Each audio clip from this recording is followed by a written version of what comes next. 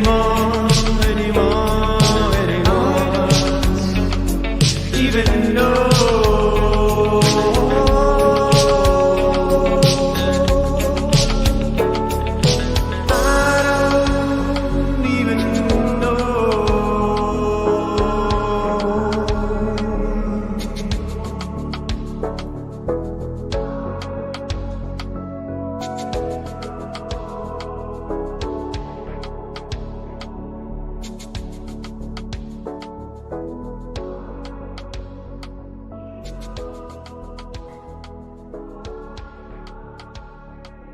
anymore, anymore.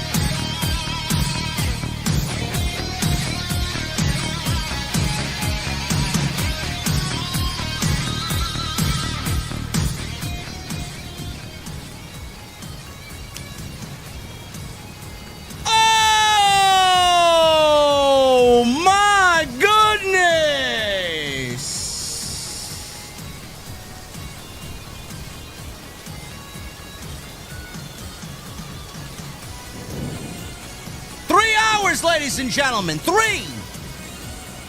Trace. That's more Spanish than Andrade has said on the show, and he's been back for 3 weeks now. Where is he? I don't know, man. I don't know. As soon as he walked through the door, he probably regretted his decision. Just like I did watching this 3-hour awful program.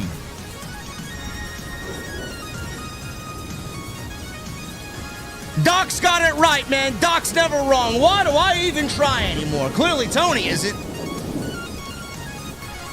They've given up. They've given up. It's unbelievable how people somehow still enjoy this show, and then yet I'm the one punished for speaking about how awful it is. That's why I don't tweet anymore. I don't tweet anymore around Wednesday nights. It's pointless. There's no engagement. Nobody gives a shit. And believe it or not, they'll probably pull me off commentary for another fucking 7 months. Because I hate a fucking television show.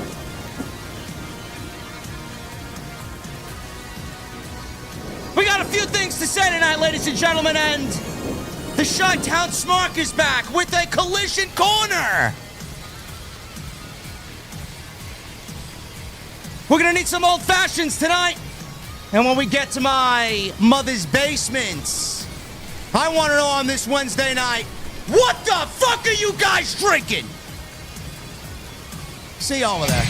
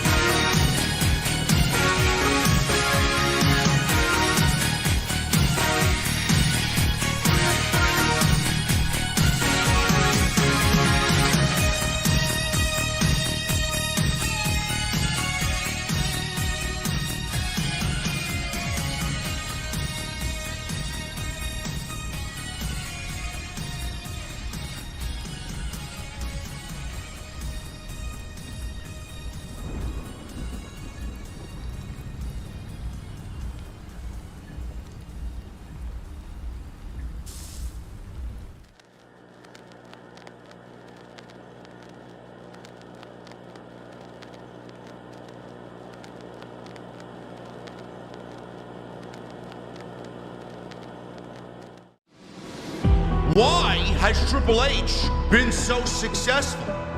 Why is Triple H running WWE better than Vince McMahon and Bruce Pritchard on Monday and Friday night? Long-term booking.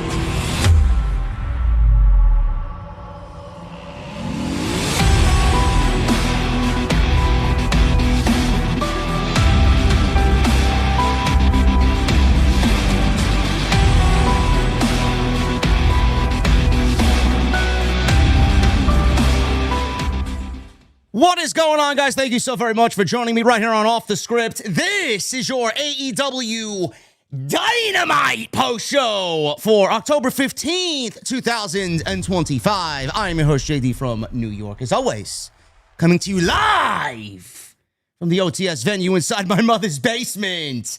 Thank you guys so very much for joining me on this Wednesday evening, wherever you may be, joined by the one and only, the man who has risen from the dead and has made more appearances on YouTube, more so than Andrade on AEW, the Chi-Town Smark. Jesse, what is going on, brother?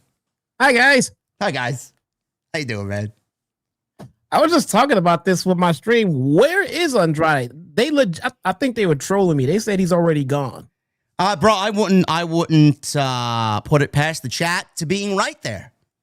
He's not even on the roster page anymore. He probably walked through the door, fucking immediately regretted his decision, bro. He's like, what the fuck? Nothing's changed around here. It's only gotten worse. I'm out. Forget about it. Well, did he get fired, though? Hold on. He got fired from his last gig. Maybe he bullied Sammy Guevara upon return, bro. We don't know. Apparently, he had a little bit too much booger sugar. Oh, what do you know, man? What do you know? I don't know. Well, right at home. I don't listen, man. A little birdie told me something a little while ago, man. I don't know who you're talking to. Oh man, I don't know. Anyway. We're just having fun with you guys. We don't know what happened. Nah, we don't know. We don't know. I don't know anything, man. That's why I'm here. Jesse texted me at 1:00 in the afternoon, about 1:30 in the afternoon. He's like, we're not covering Collision. I'm like, yes, we are, man. The fans want it. And Bro, you know what I was doing? I was sitting right here in this chair. I was doing Collision Corner. So I was watching Collision. I got two screens right here. So I'm watching Collision on one screen. And then they made the announcement. And like, this Wednesday will be 3 hours. Like, no, the fuck we're not. I put them on the screen and started texting you. We are only covering 2 hours. Don't do this to me. Bro, Jason didn't even know it was 3 hours. And he's like, really? Are you serious? Are you trolling me? I'm like, no, it's 3 hours, man. You gotta be live to talk about a whopping 3 hours of AEW television tomorrow night. Oh. So this guy texted me at 1:30, and I'm like, yes, we are. And then we get to the show tonight, and we're going back and forth via text. And, Jesse's got to put the kids down to sleep. He doesn't want to really sit up and watch this when he could be doing that and making sure everything is right there. So I get to around the 10 o'clock hour, and I'm watching. I got my latte, and I'm finishing it. I'm watching TV. And then I see Danny Garcia and Wheeler Yuta come out to the most uninspired, most unenthusiastic fucking entrance I've ever seen. And I texted Jesse. I'm like, bro, we're going live at normal time at 10:30. That's it. I'm done. Bro, all I needed to see was Danny Garcia, bro. He walked out. I swear to God, man, that looks like a person that don't even want to be there. And why would I want to watch that? Did you see the way they came out, or did you shut the TV off? Bro, the last thing I saw on my screen was Hangman Adam Page in the ring and Samoa Joe on the ramp. And then you can hear commentary say, don't go anywhere. We have another hour. And I cut it to my stream like, no, the hell we do not. Thank you guys for coming tonight. This show is over, man. Oh, my God. Oh. We did miss a very historic moment, according to the chat. Megan Bain spoke and cut a promo, bro. We missed it. So you mean to tell me Tekla spoke before Megan Bain did? Yeah, she did. Which we'll get to that, but Megan Bain spoke words. Megan Bain spoke words tonight. Well, we'll cover it next week's Collision Corner. There you go. So whatever the plan is, this 1 hour short collision that you guys are so excited about watching tonight.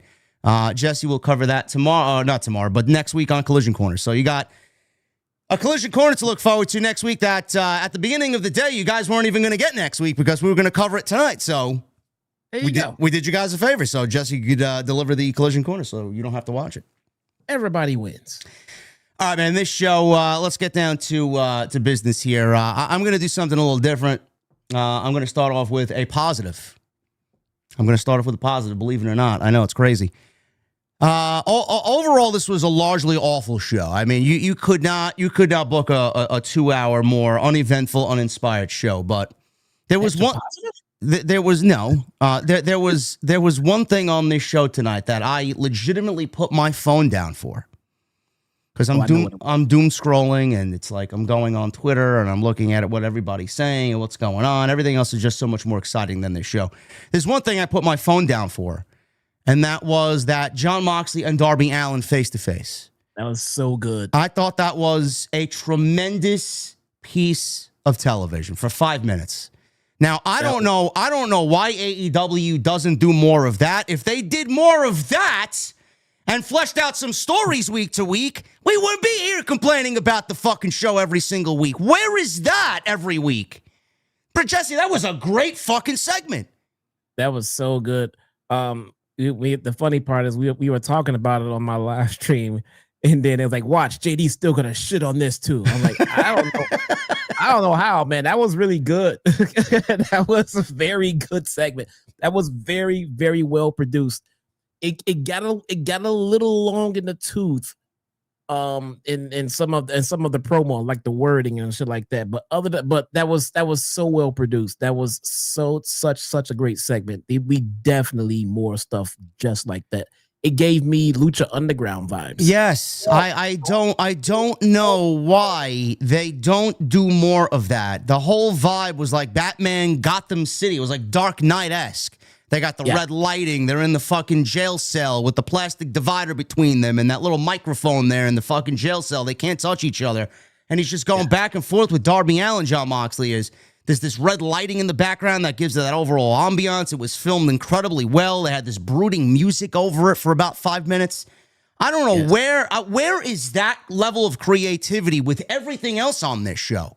Like, if they did that and gave me dialogue and something for us every week to sink our teeth into and just discuss as far as where the story's going, why isn't it going in this direction, why is it going in this direction, everything would be so much better, man. It's like they are their own worst enemy. They do things out of necessity when they need to do it, and they don't do it because they want to do it to create a captivating, interesting, exciting television show. That's the problem with this place. That was a tremendous piece of business.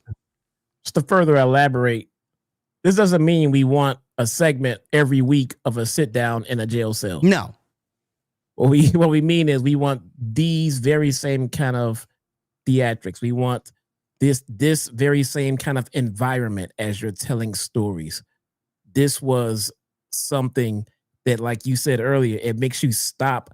And I to be honest, I did the same thing. You can see on my live stream, I'm talking with my chat and shit like that. And then as the segment went on, I kind of just stopped and was like, hold on, be quiet. And I just had to listen. You had to pay attention. You know what? Pro wrestlers have the tendency to come out and grab the mic and start shouting what they want you to know. I'm going to tear you apart, limb from limb, and you're going to, sometimes if you just talk a little bit softer and a little bit more stern, and a little bit more direct, you kind of command someone's attention. And that's kind of exactly what we got as they were sitting down and they just had this serious tone. No need to shout. No need to fucking yell. I'm right here. I can fucking hear you. I need you to understand something right now. I'm going to fucking kill you come this weekend. Do you understand that? And just that dialogue, that back and forth, it was very captivating. They did that very well.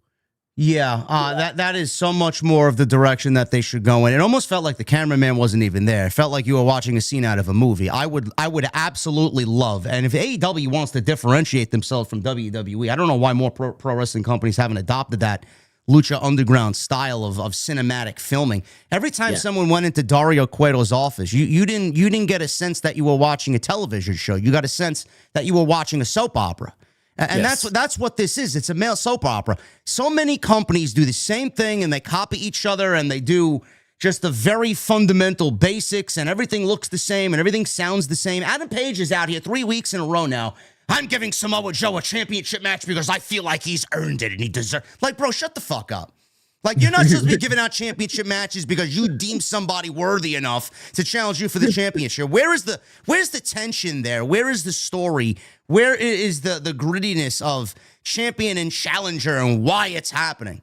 I would love if they actually do something like this with Luchasaurus and Jungle Boy, where, we're watching and we don't see the cameraman there or don't feel the cameraman there. I want some in a setting that's appropriate for Luchasaurus and Jungle Boy, documenting and explaining to us why he's back, having a one-on-one conversation with Luchasaurus and acting as if the audience isn't even there, like you're watching a soap opera. Give me the storyline implications of why they're back together, why they are kind of in a position where they don't like the Young Bucks, but they're trying to reconciliation with Kenny Omega. Like, that's what we need. We need stuff like that. I don't know why there isn't a directive in this company to give us more episodic weekly television storylines that play out with dialogue that are cut and filmed in this type of way.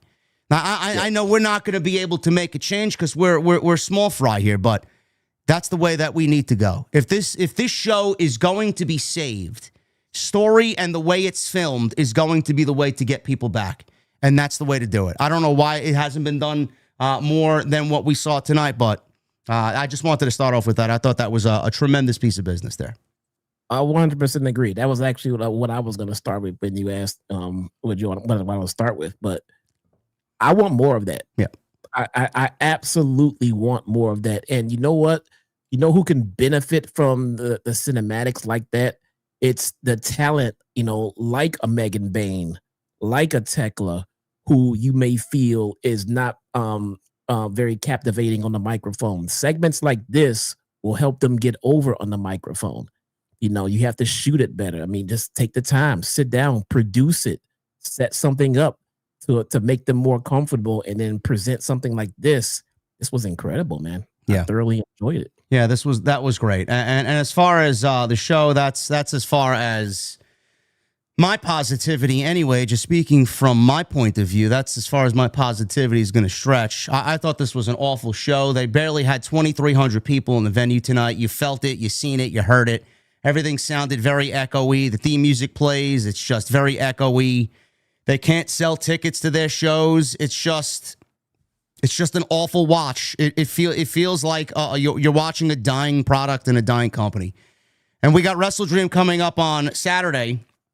And Jesse and I were talking about the 8 p.m. start time. They'll probably go past 12 o'clock because that's what they usually do. So we'll probably be live around 1 a.m.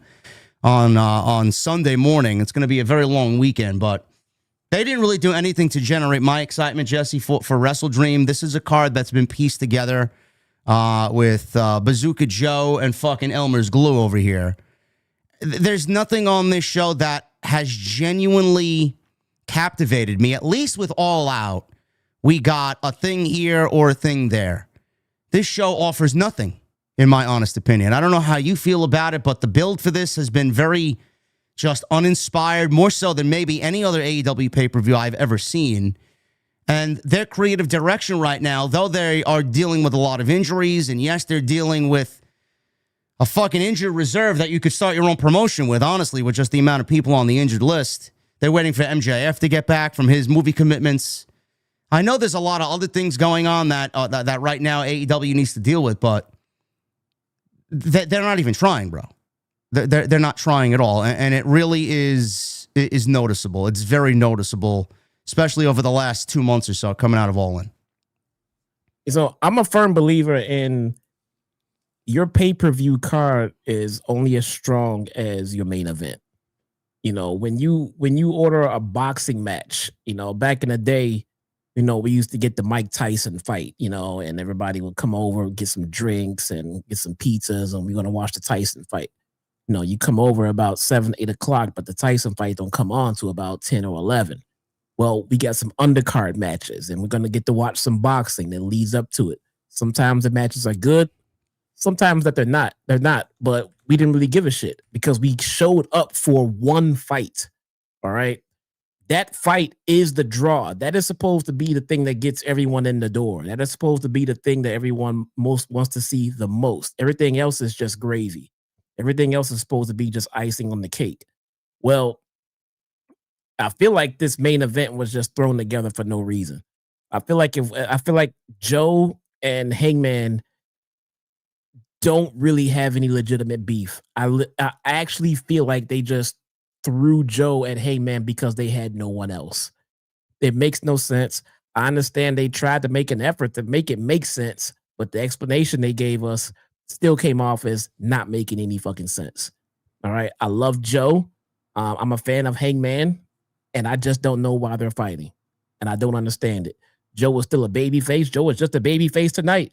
But then when he comes across Hangman, he's trying to act like a heel, but it doesn't feel genuine. It does not feel like Joe has a legitimate reason to be acting the way that he's acting. They're only doing it just because Hangman needs an opponent.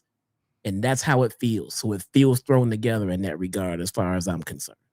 Absolutely. I feel exactly the same way. I said as much in your absence last week when I covered the show live last week. And I don't like the babyface versus babyface type deal either. I don't. I think it's awful. I think you really need to set your world championship up and put it in a position where it is being threatened. And you're putting Hangman in a situation where he has his back against the wall. He comes out here as this defiant champion and he's ordering people around and he's expressing who he's going to defend his championship against instead of the company coming up with a solid story and a challenger for him to challenge him for the championship. Oh, I want to give Joe a championship match because I feel like he's earned it and I think he deserves it. Why does he deserve it?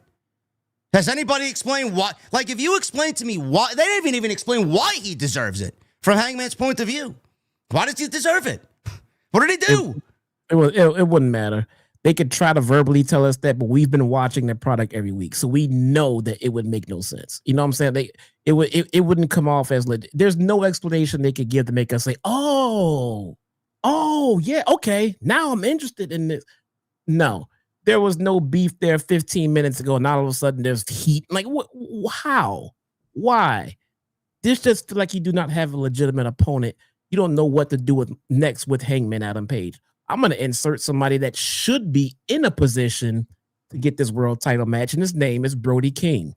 And this, I'm talking about, this would have to go long way back to when you started this damn tag team that he's in. He should not be in this tag team.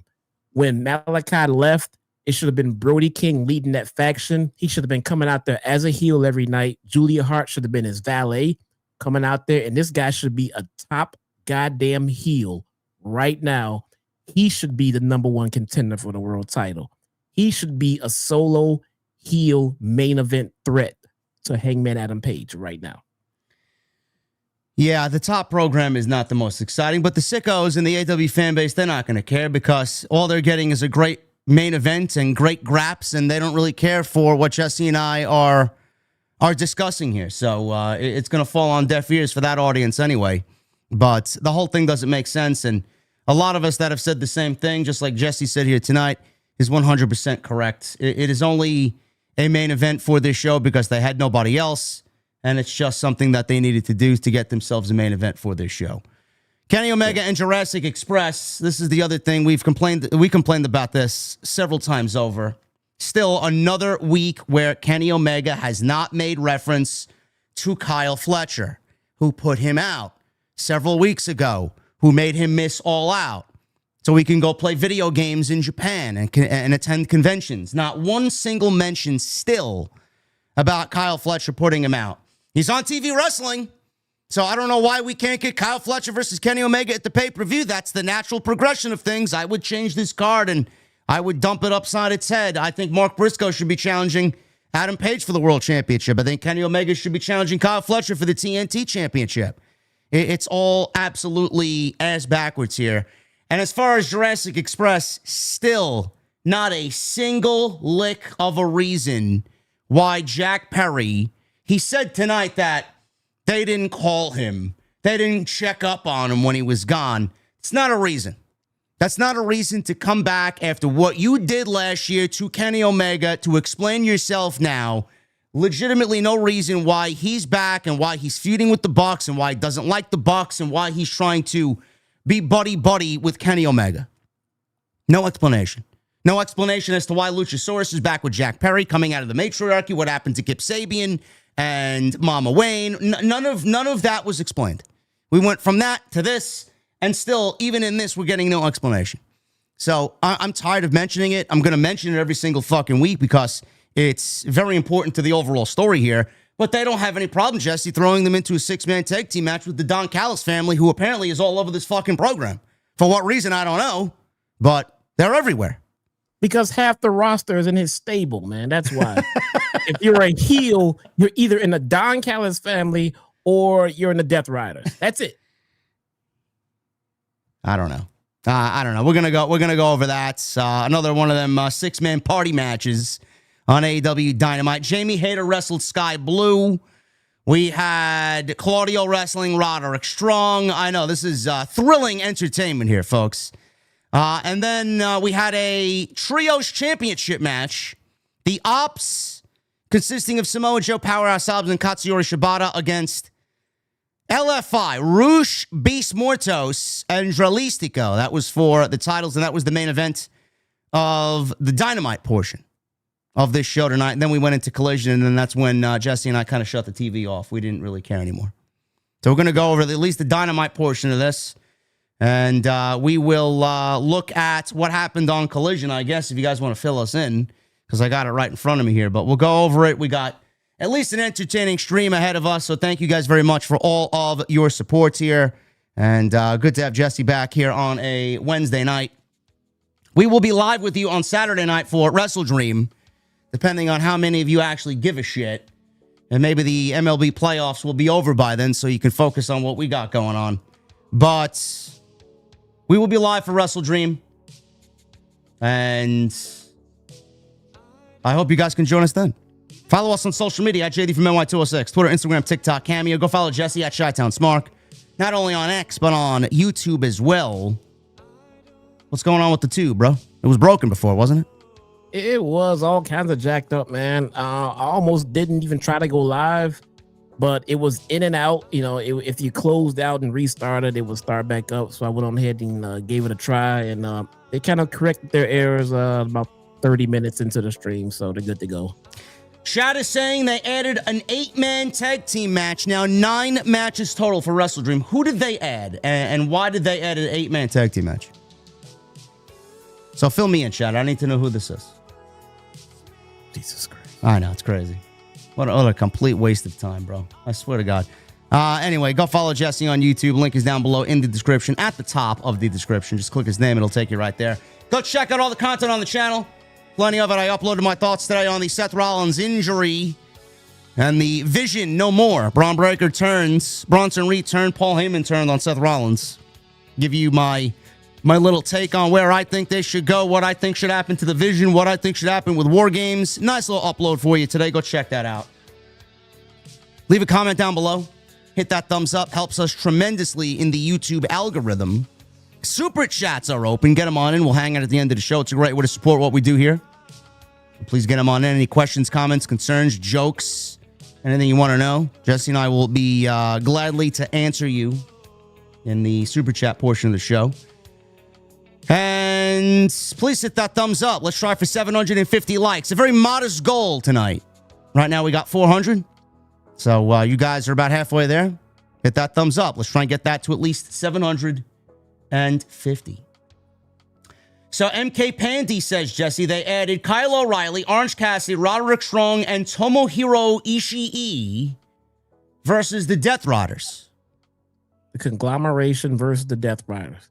Yeah, so I'm assuming that's Pac, Yuta, Danny Garcia, and Claudio. When did... You know what we'll do for that, bro? We'll just give the winner and move on. There's literally zero storyline implications there, bro. Zero. There's zero dialogue there. I'm like, how did this come up? I'm like, whatever. Whatever. To us, there's still 8 matches, man. We're not going to go over that fucking complete garbage. Give me a break. Anyway, the show started off tonight with Chris Statlander and Timeless Tony Storm. This one was being billed, Jesse, as their famous final words. Oh, yeah. So we got this here. Renee conducted a sit-down with both ladies. She was seated in the middle. Tony Storm and Statlander took off their jackets. Renee got frustrated, yanked off her jacket as well. She said all she wants to do is hear about their mindset going into their match on Saturday. Tony Storm says she is ready to take the AEW title back from a woman who she admires. I don't know who I am without that title, but darling, who are you? Statlander said she is a culmination of everything she was before. She said she is already different than the person she faced at All Out. I don't really know if that's true, but I guess we should believe Stat, huh? She said she is the same. What happened? Seemed the same stat to me. Same stat to me, too. She said she's the champion of the world, but she's the champion of the world they live in together. She said she is an extraordinary being who will outlive her doubters with her determination, her grit, and her ability. She said she will give Storm The rest, so she deeply deserves it. Storm stood and got in Stat's face and said they will find out the truth at WrestleDream. Stat stood and said she already knows the truth. She just has to accept it. Storm asked if the interview was over. Renee said it is. Storm then told them to meet her in the ring. Renee asked, can someone get my jacket, please? So Storm and Stat left. They entered the arena via Gorilla and started to fight in the middle of the ring. There's no referee, no bell rang, nothing's going on. There's nobody out there. So Stat shoved her belt at Storm and then dropped to her knees and dared Tony to hit her with the belt. Danielson's on commentary saying he likes this strategy. He's yelling her, make her do it. So Stat instead kissed Tony Storm on the forehead. Storm eyed Stat as she then left the ring. Very odd, Jesse, that they went from a sit-down interview to this fucking brawl, which didn't really do anything to sell the match. If you talk about putting a match together just for the sake of getting a women's championship match, here we go. I mean, this was as unceremonious of a title win for Statlander than I think I've seen anybody in several years. I mean, that was a great story to tell, and they played it out with her winning her first major women's world championship by a fluke win in a fatal four-way. Now, granted, she pinned Tony Storm, but if they thought anything of Statlander, Jesse, and I know you do, my point is, don't you think they've actually would have made a story out of that to build to that moment and then pay it off with her winning her first championship? It just literally came out of nowhere, and now they're running the rematch back because they have nobody else but Tony Storm in that division to challenge for the championship. I didn't like any of this. I'm not even really all that into the match. It should be fine because both are very good at what they do. But man, there's no, and I use this term a lot, there's no emotional attachment from me, the viewer, to what they're selling, bro. I'm not buying what they're selling, and this felt flat to me. The most interesting thing going on with Chris Statlander before she won that title was her canoodling with the Death Riders. All right. It's not to say that just because they're teasing it that she's supposed to join, but at the same time, Chris Statlander joining the Death Riders was far more interesting than just plain vanilla Chris Statlander, which is the Chris Statlander that we have right now. A heel Chris Statlander, which, by the way, they dropped the ball on the last time they turned her heel. I will never forgive them for that because they just turned her back to babyface for like absolutely no reason and no explanation. But heel Chris Statlander and the Death Riders versus Tony Storm one-on-one for that title is far more interesting than what we're getting right now. Chris Statlander and just for clarity, one of my favorite female wrestlers right now on the planet. All right. She seems very bland. Her music absolutely sucks. Shout out to Mikey Ruckus. I don't know who did this, but this is not music fitting of your women's world champion. That needs to change right now. Yeah, it's not impactful. It's not. It's just not there. Tony Storm, has the gimmick, she's over and everything else. I understand that, it feels kind of stale right now with Tony Storm, and that's mostly because they don't have anything for her to do. She's not playing off of anyone, and this thing with Chris Statlander is not it. So it's just not interesting for those reasons. There is nothing different about Chris Statlander at all. They just turned her baby face and just sent her back out there, and they've just given her different random things to do. And most others, it seems like they don't have a plan for her as champion, which is just detrimental to someone having a decent run as champion when we can tell that you just threw them out there with the title without any plans.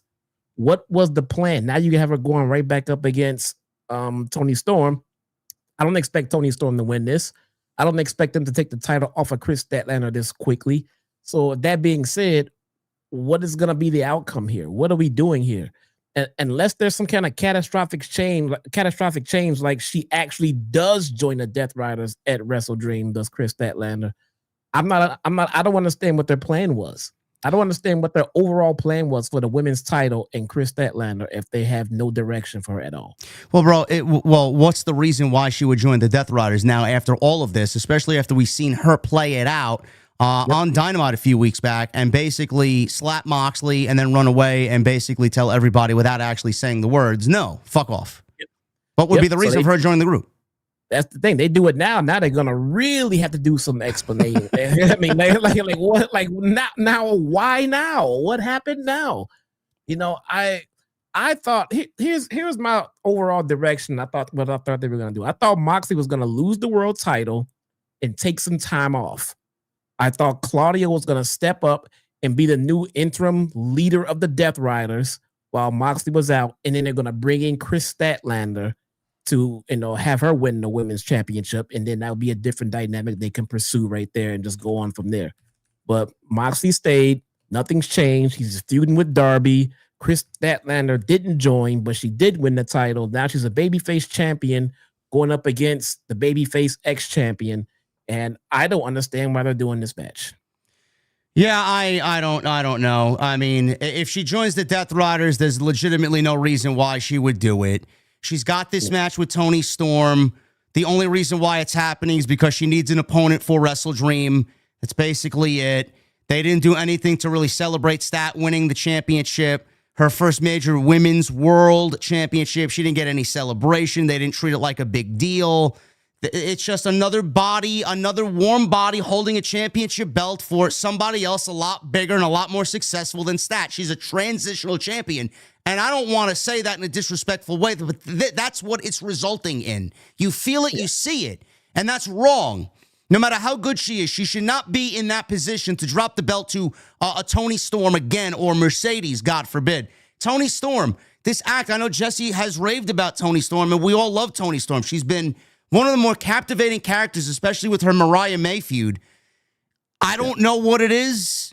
I know she's trying to change her appearance a little bit. She's a little disheveled now after losing the championship, but it's the same gimmick. It's the same dialogue, even though it's a little bit more kind of in your face now, and it's a little bit more, what's the right word? It's a little bit more kind of brutal instead of playing theatrics up a little bit more. She's a little bit more upfront.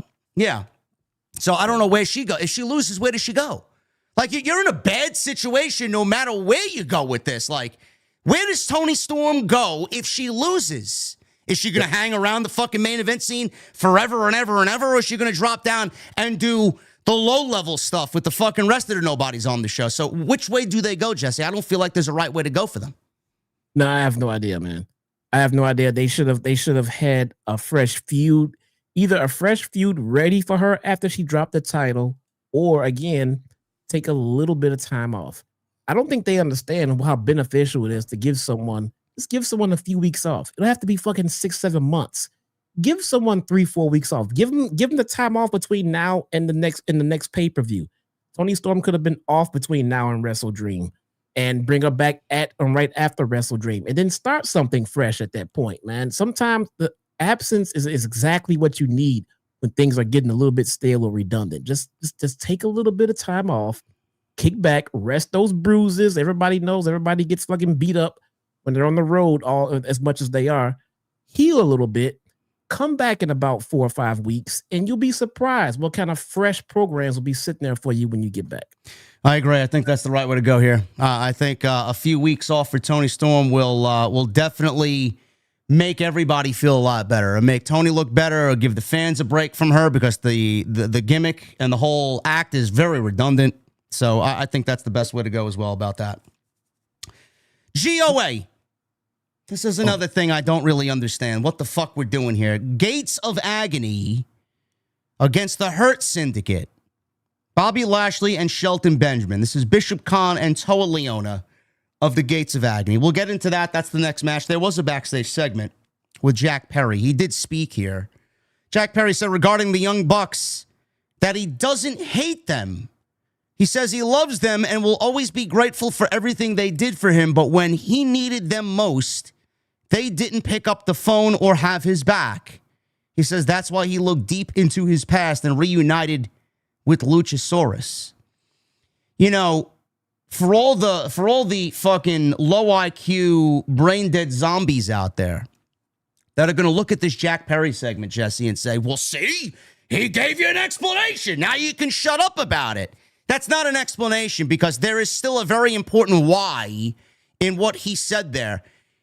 He said that they left him high and dry. They didn't pick up the phone or have his back when he needed them most. What exactly was he going through? Where was he? Why did he feel like he needed Luchasaurus and need to reunite with Luchasaurus? Because from what we vividly remember, this guy was dumping blood-soaked intestines on a Kenny Omega birthday cake. He was actually one of the 4 people who put Omega out for months. So what is it? He lost the TNT Championship to Danny Garcia. Is that the reason he went into hibernation? He was sad? What was the reason? You got to give me more of an explanation than, well, they left me high and dry. They didn't pick up the phone when I needed them most. Why exactly? What was the reason? Yeah, no, they didn't really give a reason. They're trying to give a clear direction on what his new intentions are going forward. Maybe that's their plan. They're just going to say, okay, well, we understand, why Kenny is not trusting him or doesn't like him, but we're now going to go on and try to convince Kenny that, hey, I've changed. Hey, I fucked up. And sometimes that might work, in some feuds, in some situations, the answer of, hey, I fucked up. I made the wrong decisions and I'm trying to fucking make them right. What do you want from me? Blood? I'm trying to do what's right. You don't fucking trust me. I'm trying to prove myself. What do I need to do? You know what I'm saying? You never made a fucking mistake. I'm trying to do what's right now. So that was Jack Perry finally speaking on behalf of Luchasaurus here about why he has reunited. Not really a solid explanation why, but I give them a D- for trying. Gates of Agony, Bishop Conatole versus the Hurt Syndicate, Bobby Lashley and Shelton Benjamin. This is a tag team match. Now, we got the street... Listen to this, chat. We got the street fight last week, which I know Jesse saw because he was tweeting me during the show. He wasn't available because he was ill. But he did watch the show last week. We got a 6-man tag team match, street fight at Daly's place, and the Hurt Syndicate won. Now, correct me if I'm wrong, Jesse. Isn't something like what they did last week a blow-off for a said feud? Or am I crazy? I thought they were done. When I saw this in my stream tonight, I said, all right, look at what we got here. We got GOA and the Hurt Syndicate for the first time, chat. We never seen before. And I'm like, okay, I thought this was over. I thought this was blown off. I don't know what they're gonna take to blow it off. I don't know where we're going from here. I don't know what outcome they are hoping for this, but how much longer are we gonna be doing this? The Hurt Syndicate, to me, seems to be, they should be moving on to bigger and better things, especially if you're looking for a heel world champion for Hangman to battle with. You got Bobby fucking Lashley sitting right here in front of you. I'll get to that in a second because I'm gonna express what I think they should do here because this show is fucking absolutely indie mud show shit, bro. They got to get back to giving us must-see acts. Seriously, whoever's must-see, they got to put them at the top of the card. And Bobby Lashley's definitely up there. I'm not even the biggest Bobby Lashley guy, but he is mainstream, what you want to see as far as a pro wrestler. Enough of this other garbage. Yep. So that was the blow-off. I said last week as well on the stream last week that this is it. It's got to be over. Street fight, they won 3-on-3. That's it. So we come to find out that Tony booked this tag team match tonight on top of yet another 6-man tag team match consisting of these two groups at WrestleDream. So they did the street fight last week, 6-man tag team match tonight, and they're basically running the same match that they did last week in Daly's place on Saturday at the pay-per-view in a regular trios match. Why didn't you do the street fight at WrestleDream, and why didn't you do a regular 6-man tag at Daly's place? Why are we doing things backwards here? Doesn't even make sense. No. So that's the first takeaway. Number 2, I'm looking at this, and the Hurt Syndicate loses again. And the reason why they lost is because Ricochet got involved again. GOA were in control after the commercial break. Shelton tagged in. He knocked Ricochet off the apron with a big knee. Toleone and Lashley charged at each other, collided with clotheslines, doubled down. Shelton tossed Khan off the top rope. MVP at this point tossed his cane into the ring, and the referee saw it, and he pays attention to the cane. He goes and deposits it over by the timekeeper's table. And Ricochet, while he was doing this, comes into the ring and gave Shelton a spirit gun. So Bishop Khan at that point covered Shelton Benjamin, and Ricochet helped his boys win and beat the Hurt Syndicate. Tony Schiavone said this was the first time the Hurt Syndicate have ever been pinned in AEW. Now, if that's the case, we're trading. Well, I mean, that's not really the case because they lost it they lost it all out. Like MVP is, I'm tired of them documenting that MVP is not a part of the Hurt Syndicate. He got pinned at the pay-per-view. He is a part of the Hurt Syndicate. He is very much a part of the Hurt Syndicate. So he took the pinfall and they lost at all out. So to say that is absolutely fucking ludicrous. But Jesse, we're just trading wins back and forth here. And I swear to God, man, the one thing that I know you don't like it either. The one thing I can't stand is 50-50 booking, bro. Nobody is looking good. At the end of the day, I don't know how you have all these people backstage, how you have Tony Khan looking at this, and he's pleased with the outcomes and the results of what's going on here. Bro, they're trading wins back and forth. Nobody's getting over here. The demand is not fucking over. The Hurt Syndicate, my God, man, this is so beneath them. Like, what are they doing here? They're not enhancing the demand, and they're suffering because they're trying to put these guys over, and it's not working. What are we doing? Exactly what I was gonna say. It's the Hurt Syndicate looks weaker, and the demand does not look any stronger. This was a waste. I mean, they should have been done with these guys. This shit should have been done. The demand needs to just move on to, let's say, I don't know, the trios titles. I mean, they're a fucking trio. Why not move them on to the trios titles? Why not get Bobby Lashley where he needs to fucking be? How about putting Shelton Benjamin in there against Kyle Fletcher? I mean, what are we doing? These are fresh matchups. These are fresh feuds. These are things that we have not seen already. I mean, I don't understand the failure of progression and feuds and storyline. I mean, we're just getting the same shit over and over and over again. I genuinely am befuddled by this booking with these two factions, especially the Hurt Syndicate. I mean, coming in, they were as unstoppable as anybody. And granted, they had some sort of creative input and they were leveraging who they wanted to wrestle and who they wanted to put over. I very much believe those reports that we heard a few months back. But man, you have taken your top faction and you have withered them down to feel like everybody else. They don't even have that special feel anymore because of this fucking feud. Ricochet and the Gates of Agony are fucking garbage. Ricochet, he's been doing some fine work, but he's not the same. He came over as a babyface. He turned himself into a heel because he realized he needed a change. I mean, he's just like everybody else. He fits in. He blends in like everybody else. There's nothing stand out about him anymore. He's just like everyone else. The Hurt Syndicate, though, you've taken these guys from tag team champions, which was a fucking disaster to begin with, and now they're basically just as bad as the demand. So what are we doing at the pay-per-view? What are we doing at the pay-per-view? You got Ricochet and the Gates of Agony, who I feel are just pieced together because they needed a heat. They needed heaters for Ricochet, and these guys were the best option. And it feels unnatural. Doesn't it feel like a genuine faction? There's no fucking chemistry there whatsoever. They throw their three fingers up. They're the demand. They're not in demand. Nobody wants to see them. And then the pay-per-view, Jesse, you would almost have to think that the Hurt Syndicate is going to get their win back at the pay-per-view. Now, how do they do that? I heard rumors that Cedric Alexander's TNA contract was up after Bound for Glory. I'm going to predict that Cedric Alexander joins the Hurt Syndicate. We get the OG Hurt Syndicate back together. He's the force. He's that wild card that helps them get the win over the demand and hopefully puts all this nonsense behind us. But the thing is, if that's the thing, if that's the reason why they win, I don't know where they go from there. The one thing that I was going to touch upon was, all right, if Cedric is in, you can team him with Shelton. They make more of a tag team than fucking Lashley and Shelton do.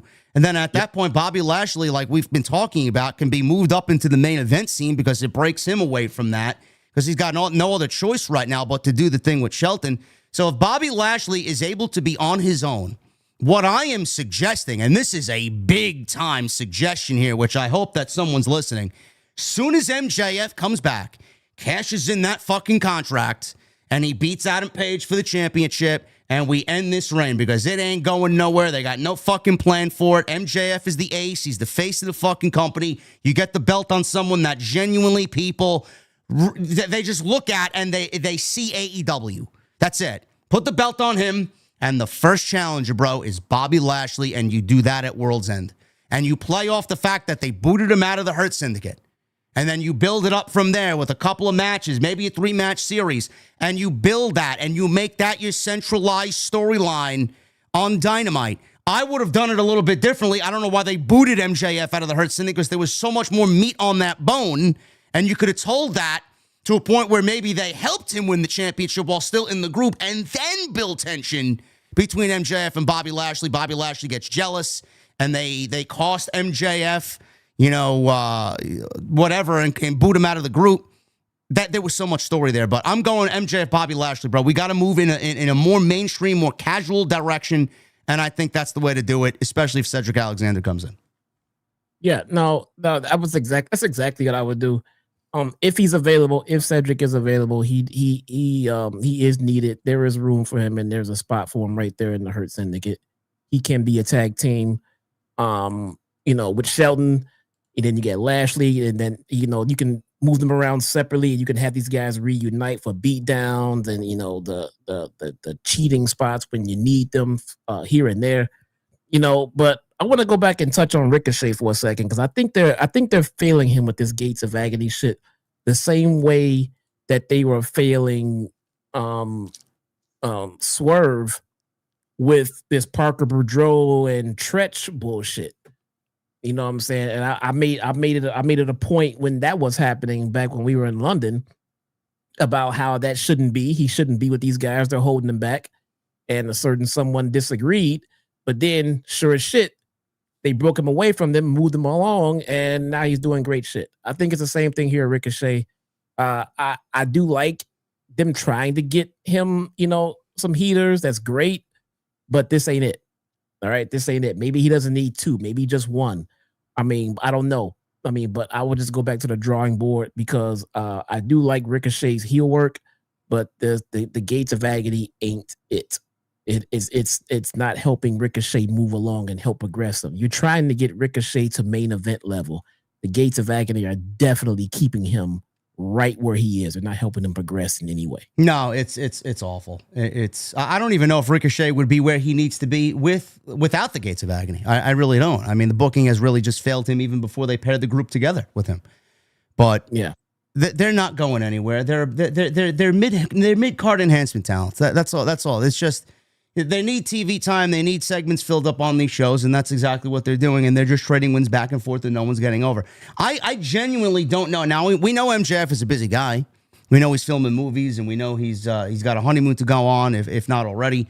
But them booting him out of the Hurt Syndicate was one of the most haphazardly fucking rushed decisions, maybe in company history.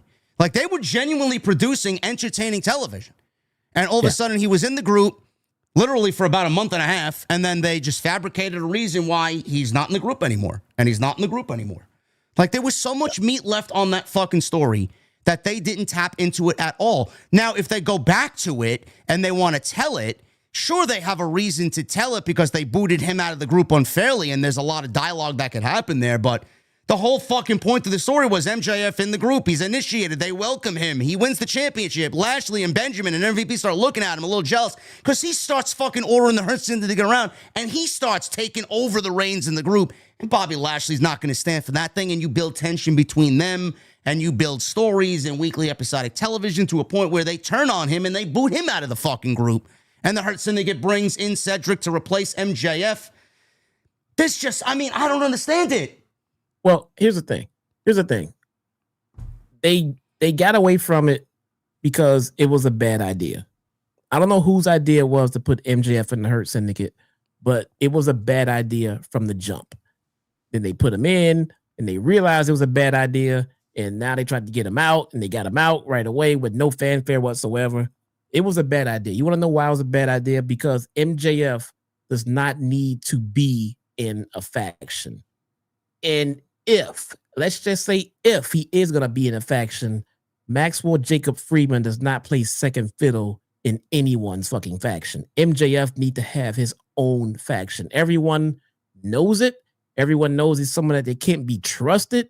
They made that clear when they put him in there. No one believed it. It's not believable that MJF is in a faction answering to someone else. He's just getting strong-armed and fucking it just showed up as a less significant guy in someone else's faction. It made no sense. He never even should have been in that faction.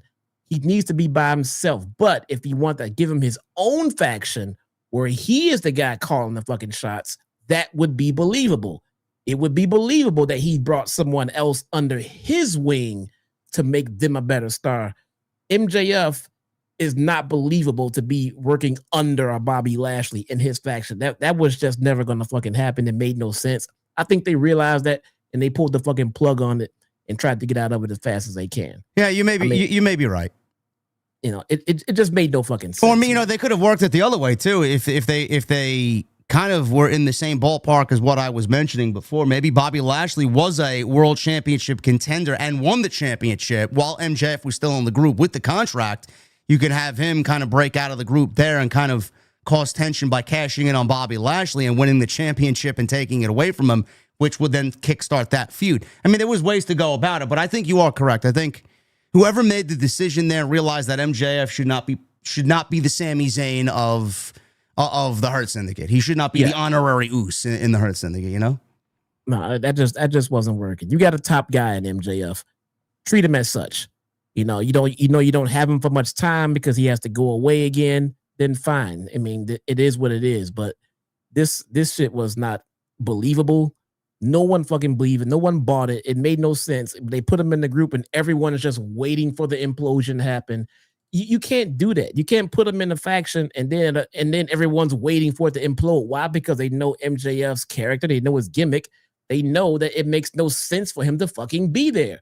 So it's not believable. I mean, you have to make a faction believable and then hit everyone with the breakup. You can't put him in there and then, okay, where's this breakup going to happen? We know that shit's coming right now because he doesn't belong there. So that was a bad idea from the get-go. And I think they realized it. Yeah, you may be right there. But as soon as MJF comes back, I'm taking the belt off Paige, put the belt on MJF, and get Bobby Lashley into that main event scene and start a feud there going into the new year. That's the way that they need to do it because right now they got nobody. They have no believable opponents, and that's the only believable situation out of everything you got now. Anything else you do is going to be just like we've gotten the last two shows. Paige versus Fletcher, just a fucking match put together because you got nobody. Paige versus Joe, just a match to put together because you got nobody. So give us some story at the top of the card because these shows are not really being upheld by anything. You need something, and you need story. That could be it. Yep. Moxley and Darby. We talked about this in the beginning of the show. This was the best part of the show. This was fantastic television. Now, Mox and Darby spoke to each other with a glass window between them like they were in a prison where family or friends speak with a prisoner. Moxley told Darby that he will never quit, but he certainly will never quit. So what are we going to do here, man? I'm out of ideas. How is this going to end? He told Darby it's not too late to be on the right side of history. Darby said every day he thinks about joining the Death Riders, but he doesn't respect Mox. He says he saw what he did to Danielson. I'm so glad that they now have come back to this 1 year later. Why would I want to go to war with somebody who stabbed his brother in the back? Mox says he did the best he could for Danielson. He says this is about the future of the craft and sacrifices need to be made. Hard decisions have to be made. He says when he was on top of Mount Everest, he held up the AEW flag. He said AEW represents freedom. He said Moxley is chipping away at everything that makes this place special. He said all of the Death Riders who blindly follow him will see his word doesn't mean a thing and his organization is going to fall apart. Mox says he's never lied to Darby. He says his opponent isn't him and it never is. He said every time Darby climbs a mountain or jumps off the top of a building or shoots himself out of a cannon, he's fighting ghosts, demons, his past. He says that's not his business. He says he follows a lot of ghosts and it will never end well. He says he's trying to prove to the world he is indestructible, but that is a selfish game. The biggest difference between them is that this is not about me.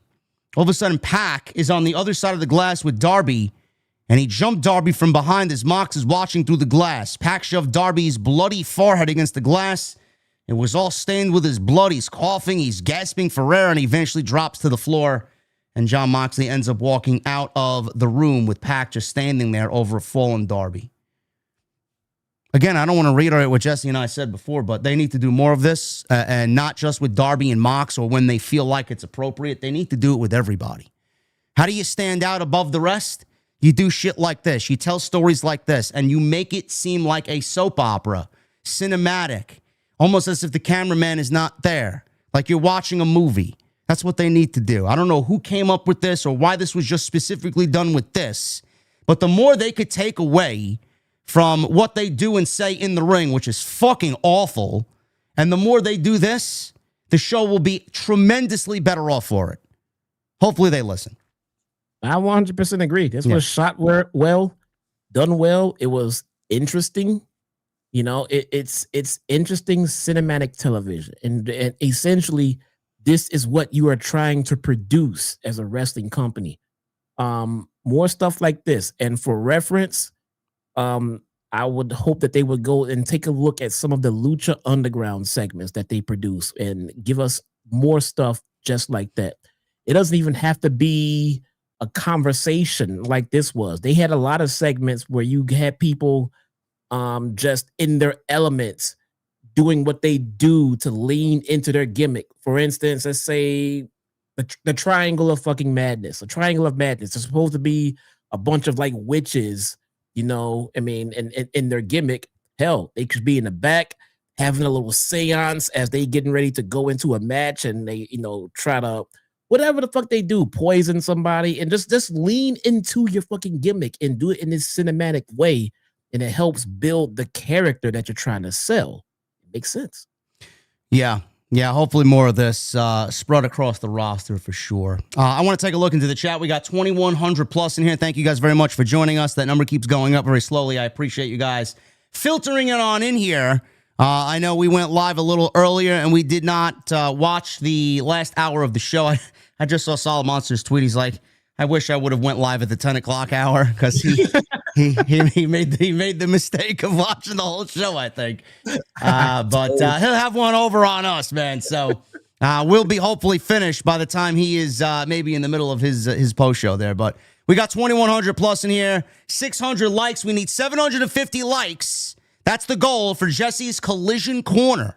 So if you guys want Jesse's Collision Corner this week, 750 likes is the goal. And the super chats, they are open. I know they've been slow the last several weeks. Get them on in. It's the best way to support the show here. So make sure you guys get them on in. Claudio, he went one-on-one with Roderick Strong. No reason to go over this. It holds no storyline implications, and it's just a match for the sake of having a match. Claudio wins in 12 minutes. So Claudio, apparently, according to Tony Schiavone, Jesse, is now 100 wins in AEW. So he wins here with Strong charging in, and he lifted Strong up to Claudio for a European uppercut, and that was it. Claudio wins without the Death Riders getting involved, bro. You shocked? Claudio is really good at what he does. He is. He's not the best on the microphone, but he's in a faction where you don't necessarily need to be. Because if Moxley is doing one thing good, he is being a great mouthpiece for the Death Riders. So that could be something that can help Claudio move along. Claudio is too much of a henchman. He's too much of a henchman behind Jon Moxley. Maybe make him a solid number 2. You don't have to break them up per se. I mean, but we should see more maybe Moxley and Claudio as just a 2-man fucking team. Go after the fucking tag titles, these two. Do more with Claudio, because he can be doing more for you in a situation where you need top heels. No reason why Claudio and Pac can't go after the tag team titles. No reason. No, right. That fucking works, man. That's a solid fucking tag team right there, man. Yeah, they've been part of the same group for the last fucking year, so why not? They absolutely need tag teams. So Claudio wins in 12 minutes. Danielson said it's very rare that Death Riders don't get involved, but it's Roderick Strong, and he's basically a fucking upper tier jobber in AEW. The conglomeration, they were not out there either. So a clean win here for Claudio over Roderick Strong.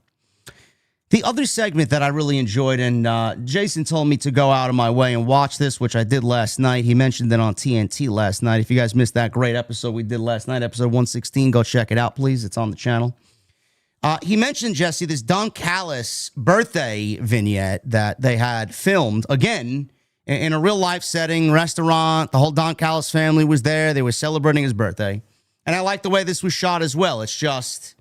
It just feels a little bit more real, and it gives them a different feel and a different look as a group instead of coming out every single week and having 6-man tags and 8-man tags and all these random party matches that they've been in.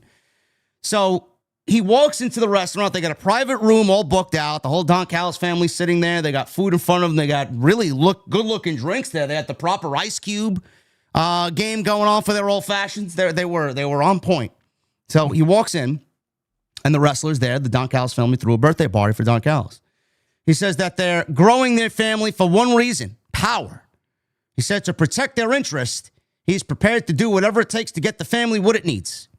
This is my promise and my gift to each and every one of you.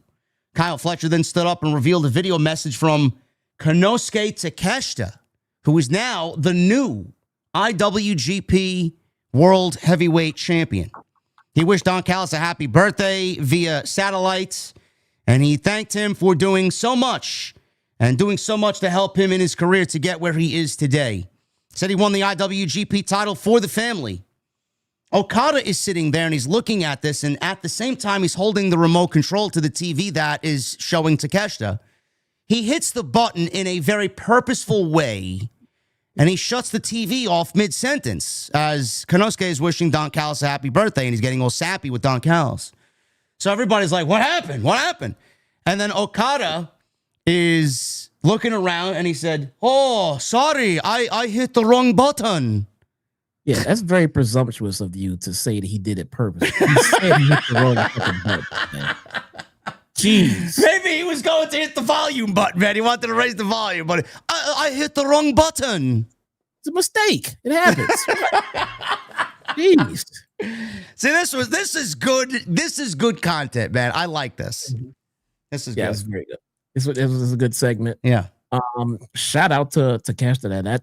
That's a very, very respectful accomplishment, man. That's good for him. He deserves it. The guy's very good, man. Now it is. I agree with you 100%. Now I was going to ask you, Jesse, does this make the tag team championship match with Brodito at the pay-per-view? Because Takeshita and Okada are teaming up now because they beat Brodito last week to earn the opportunity at the pay-per-view. Does this make this match now a little bit more predictable because he did win the IWGP title? Because I can't imagine they beat Takeshita or pin Okada in this match, especially after he won their world championship.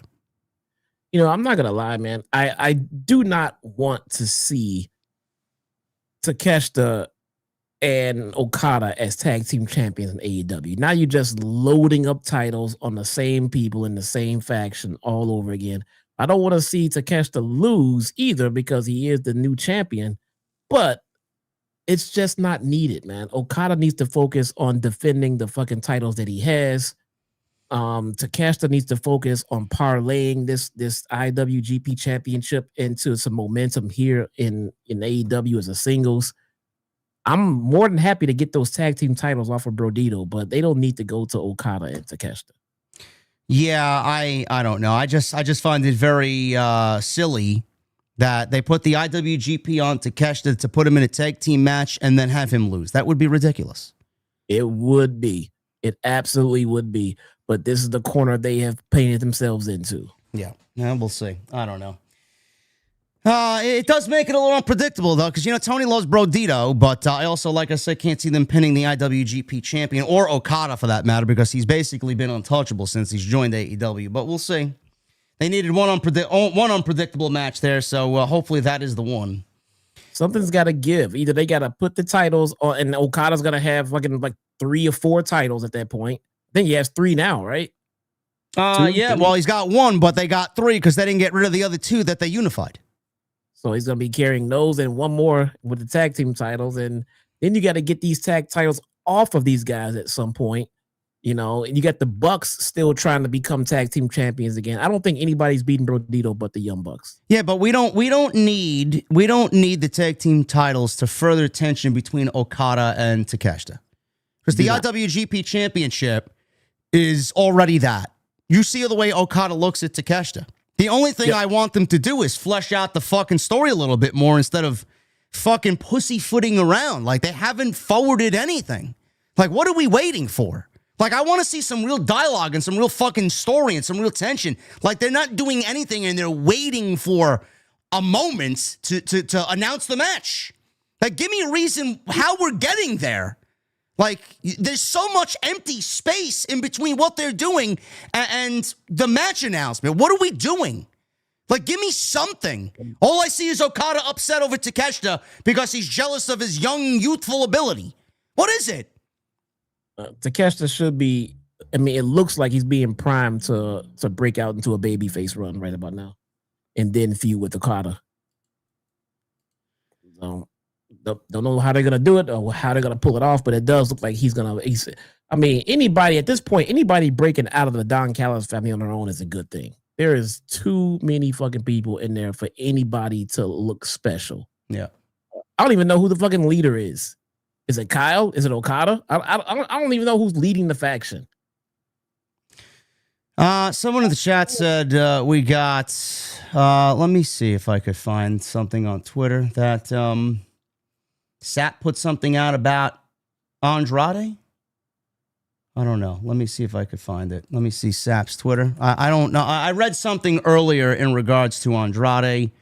I don't know if it's true or not. He's live right now still, so I don't think he put anything. But I did see something on Fightful Select. I'll read it now because it's very short.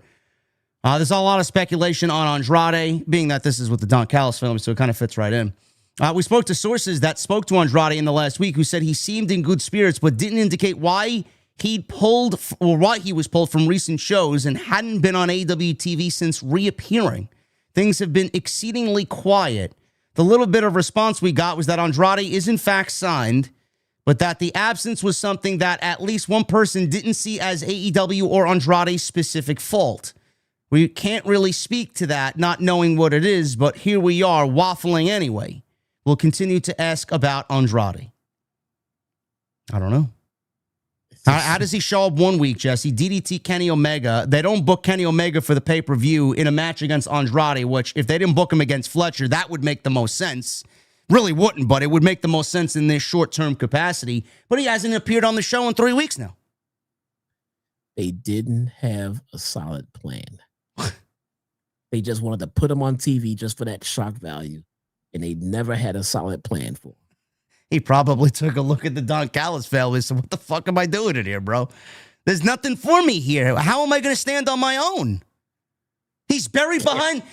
Kyle Fletcher is the crown jewel of that. Now Takeshita is the IWGP champion. What is Andrade thinking looking at this? How is he going to stand out being Andrade when you got the IWGP world champion, the TNT champion, the unified champion? Like, what the fuck is he thinking?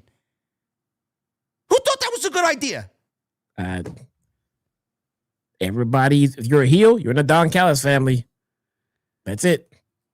It's too much. It's overkill. It is absolutely overkill. I'm starting to get tired of seeing Don Callis himself. And the guy's great at what he does. Did you see the cosplay of Don Callis in the crowd?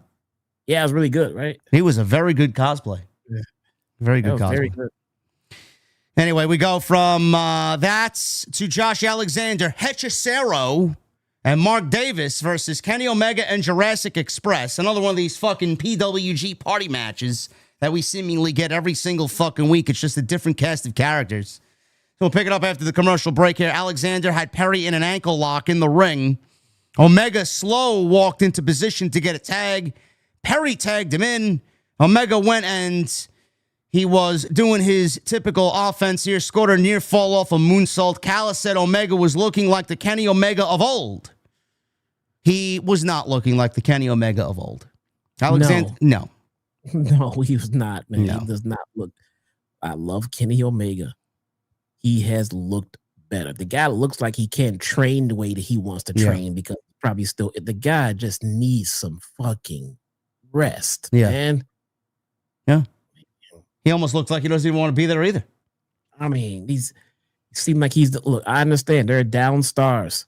They are, I mean, Real Ospreay and Swerve being out is really hurting AEW right now. And I think Kenny Omega doing what he can to try to help fill in is honorable. It really is. But my God, man, if you're hurt, you're hurt. You got to take care of yourself first, man. Alexander countered and landed a German suplex on Kenny Omega. Luchasaurus and Mark Davis, who returned here, as if anybody cares, tagged in against each other. Davis eventually went for a lariat against Omega, but Perry shoved Omega out of the way and ate the lariat instead, so he's trying to prove his allegiance to Kenny Omega, or at least friendship to Kenny Omega. Omega then chopped away at Davis's chest. Davis countered with an Enziguri stuffed pile driver for a near fall. Luchasaurus chokeslammed Alexander onto Hechicero to break an armbar on Omega. Perry leapt off the top rope with the assist from Luchasaurus and clotheslined Hechicero off of Luchasaurus' shoulders. And that was basically the 1, 2, 3. So Shivani said Perry proved himself to Omega in that match. Proved what exactly? I don't know, but I guess proved that he could be a solid tag team partner here. Excalibur says they shared a glance during the celebration. So the Bucks ran out, and they stereo superkicked Luchasaurus and then Jack Perry. Omega stood at ringside and watched, entered the ring, and backed the Bucks off as he asked them, enough, why are you attacking Jack Perry? He got in their faces. Luchasaurus then clotheslined the Bucks. Perry then leapt off the top rope with a flip onto all of the heels at ringside, and that was the way the segment and match came to an end. And we got this $500,000 bonanza on Saturday between the Bucks and the Jurassic Express. And there is still, like I said before, no semblance of a story. So we need dialogue away from them just mouthing off to each other. How about get a microphone in somebody's hand and explain to me what the fuck is going on here? Or are the elite just allergic to telling storylines and they don't want to tell storylines on national television, but rather keep it to their rinky-dink YouTube show? Is anybody watching Being the Elite? Are they telling storylines over there and playing storylines out over there that maybe we're not privy to? I watched like one or 2 weeks after they, went back to doing it. I know they weren't even on it anymore for a while, but I saw that they're back. I saw they're back to doing it, but no, I have not watched it as of late though. I don't know what they're doing. So I don't know. I mean, normally I'd be excited about this match if it was 2020, but now we're in 2025. We're seeing the same cast of characters, and then AEW wants to know why the ratings are in the fucking toilet. Maybe they don't want to see these same fucking people that they were watching 5 years ago. Where's the growth? We're back to the same shit. They're only going back to fucking relive the feeling and restore the feeling. And everybody now, Jesse's back to waving their hands. Whoa! It's true. That's all they're doing.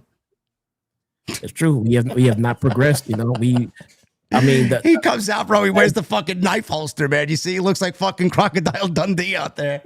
Yeah, bro. The guys that we care about the most, they have MJF, they have Swerve, they have Ospreay.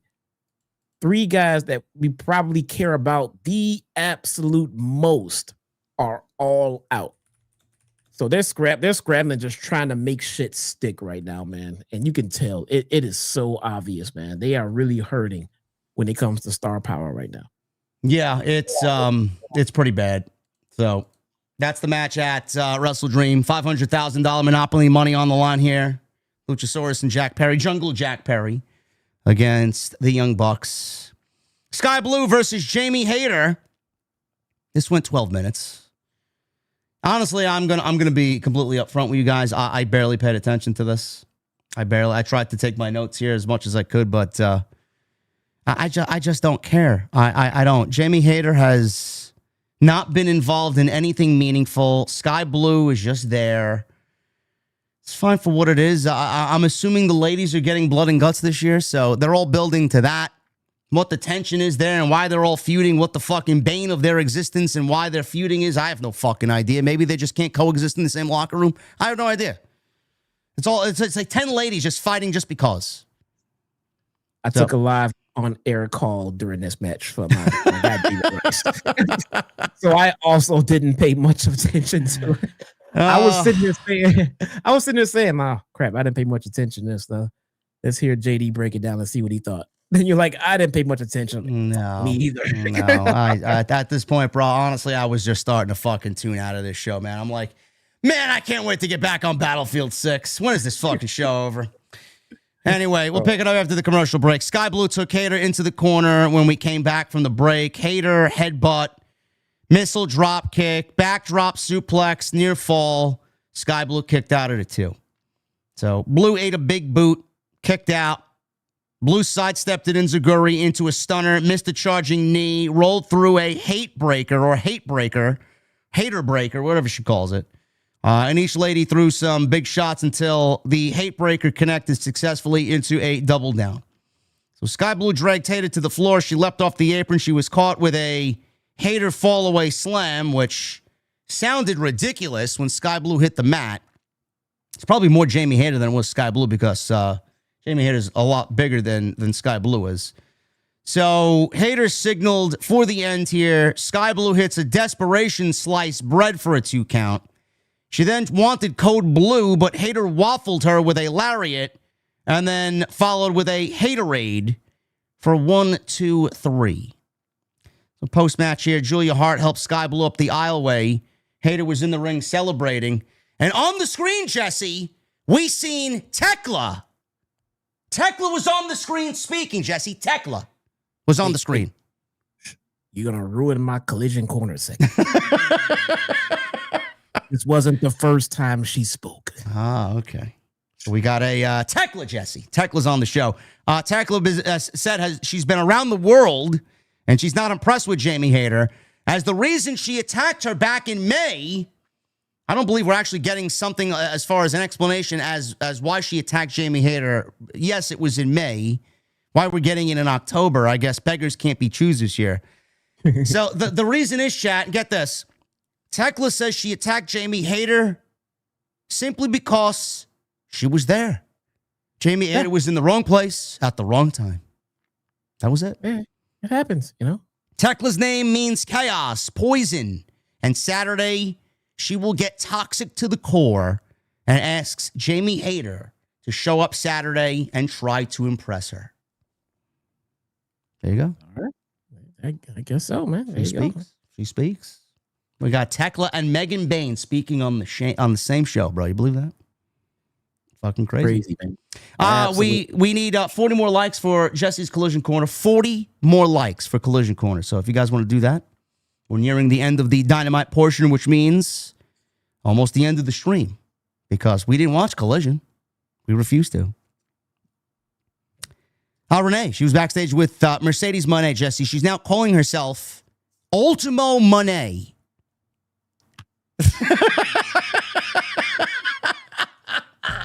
Bro, she's now 10 belts.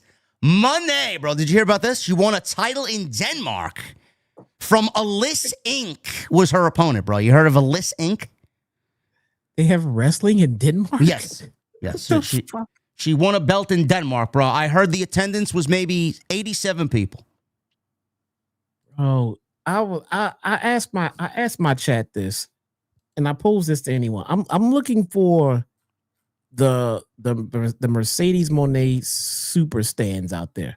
I'm looking for like the fan club. Is anyone, and I mean anyone, the casuals, the kids, you know, the people who go there with the side, is anyone actually enjoying this Mercedes Moné run? No. Anywhere. Anyone? No. You know, Mercedes said that this is the best run of her career. I laughed when I heard that tonight.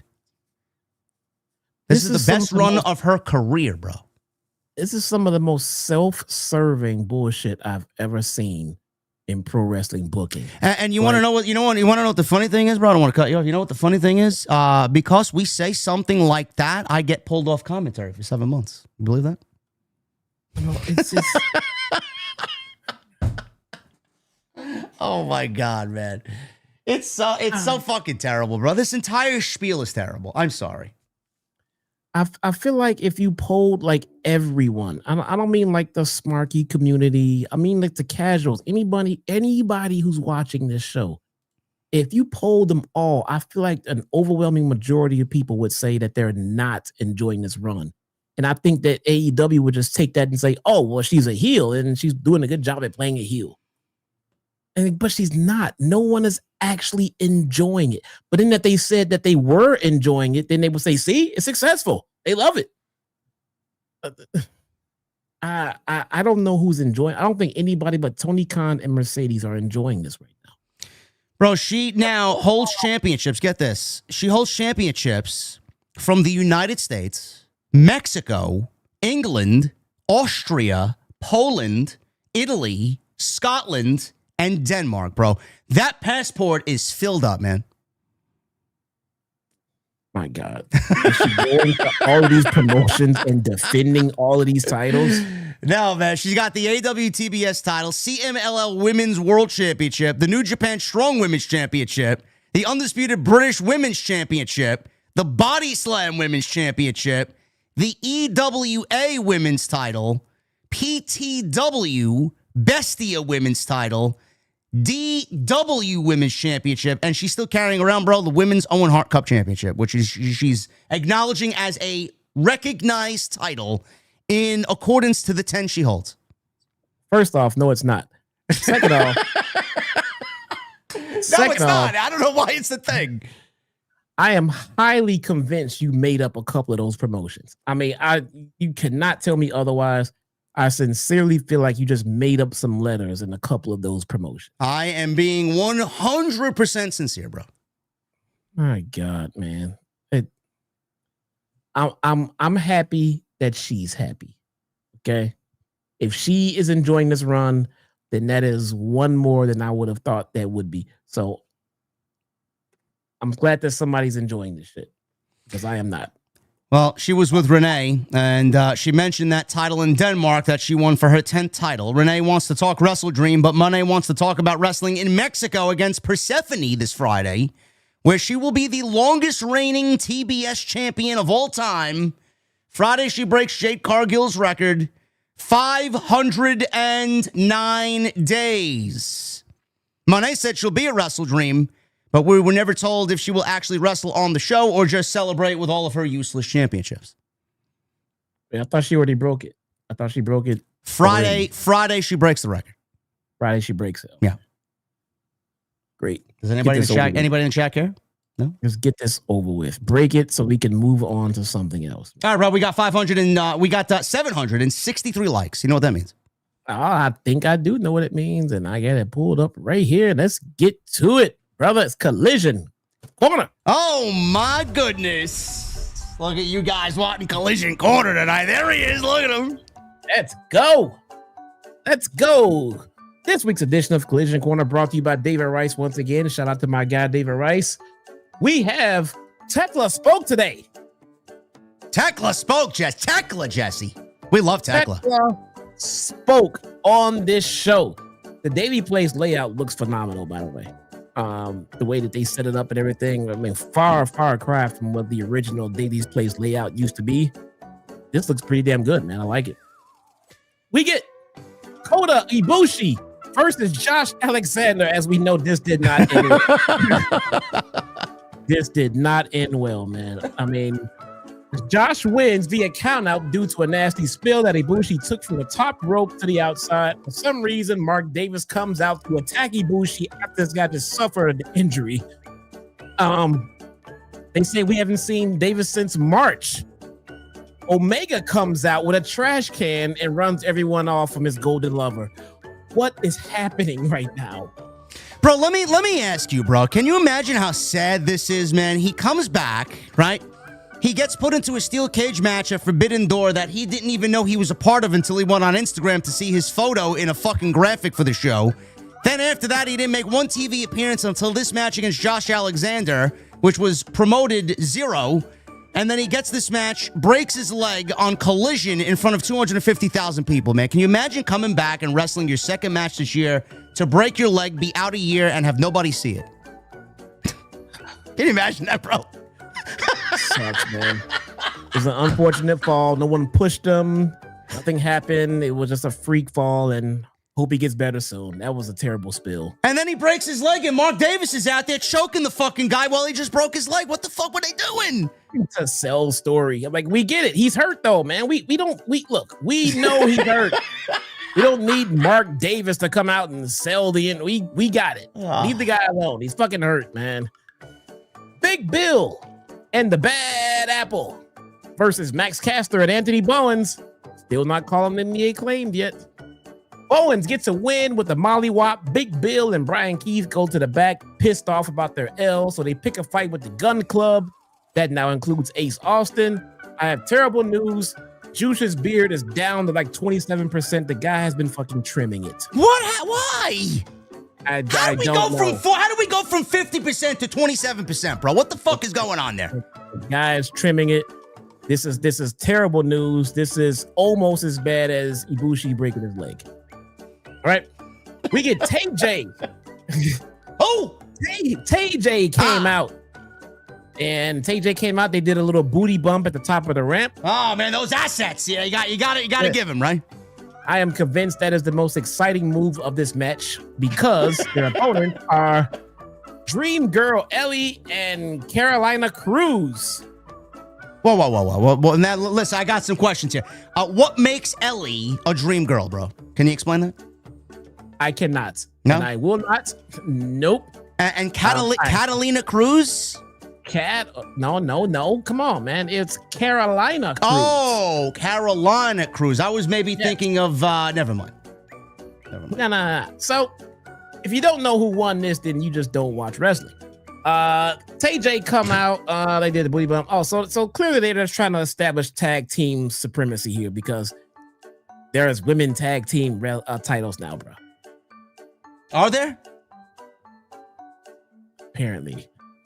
Timeless, Tony Storm, Harley Cameron, and the AEW Women's Champion Chris Statlander, who desperately needs new fucking music, versus the Triangle of Madness.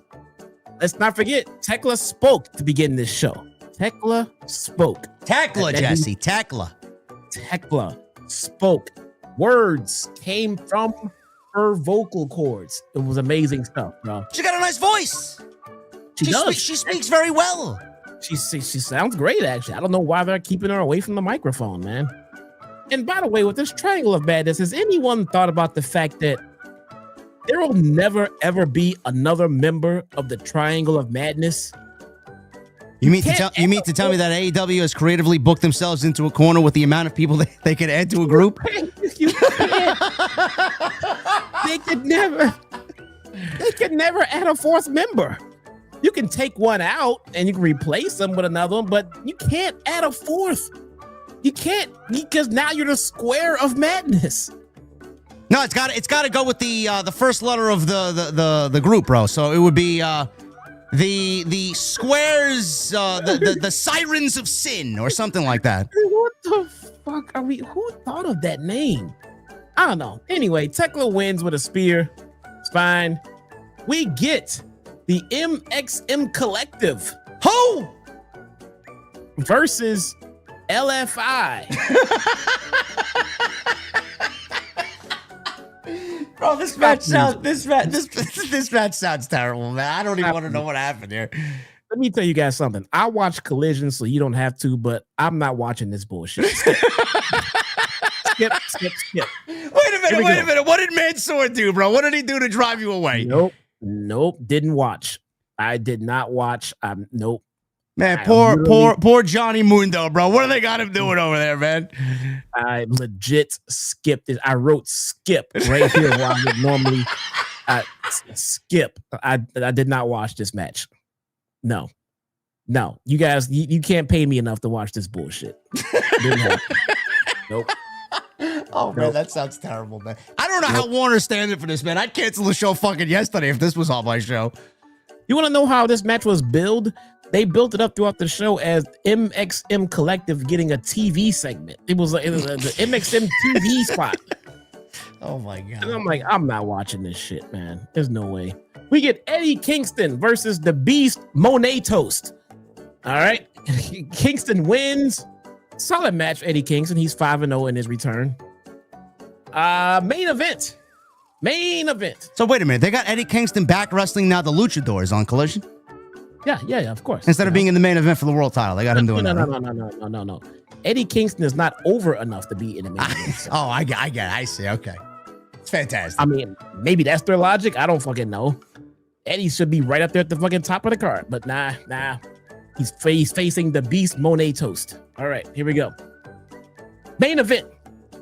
We get a mixed trios match. FTR and Megan Bayne versus Jet Speed and Willow Nightingale. This was actually a fairly entertaining match, if I'm going to be honest with you. They had the girls mix it up with the guys a little bit here and there. You get to see how tough Megan Bayne was and how tough Willow Nightingale was. Outside of that, I did not care too much about it at all. Bayne gets the win off the Doomsday Device with Penelope Ford coming off the top rope, even though she was not in the goddamn match. Ladies and gentlemen, that is your edition of Collision Corner. And remember, I watch Collision except the MXM fucking Collective, so you don't have to. Oh my God, man. This show is fucking terrible. I swear to God. How does anybody watch this shit, dude? Holy shit. And you know what? Their ratings are not getting any better over there with this new rating system that Nielsen's got going on, man. It's fucking even more of a disaster over there.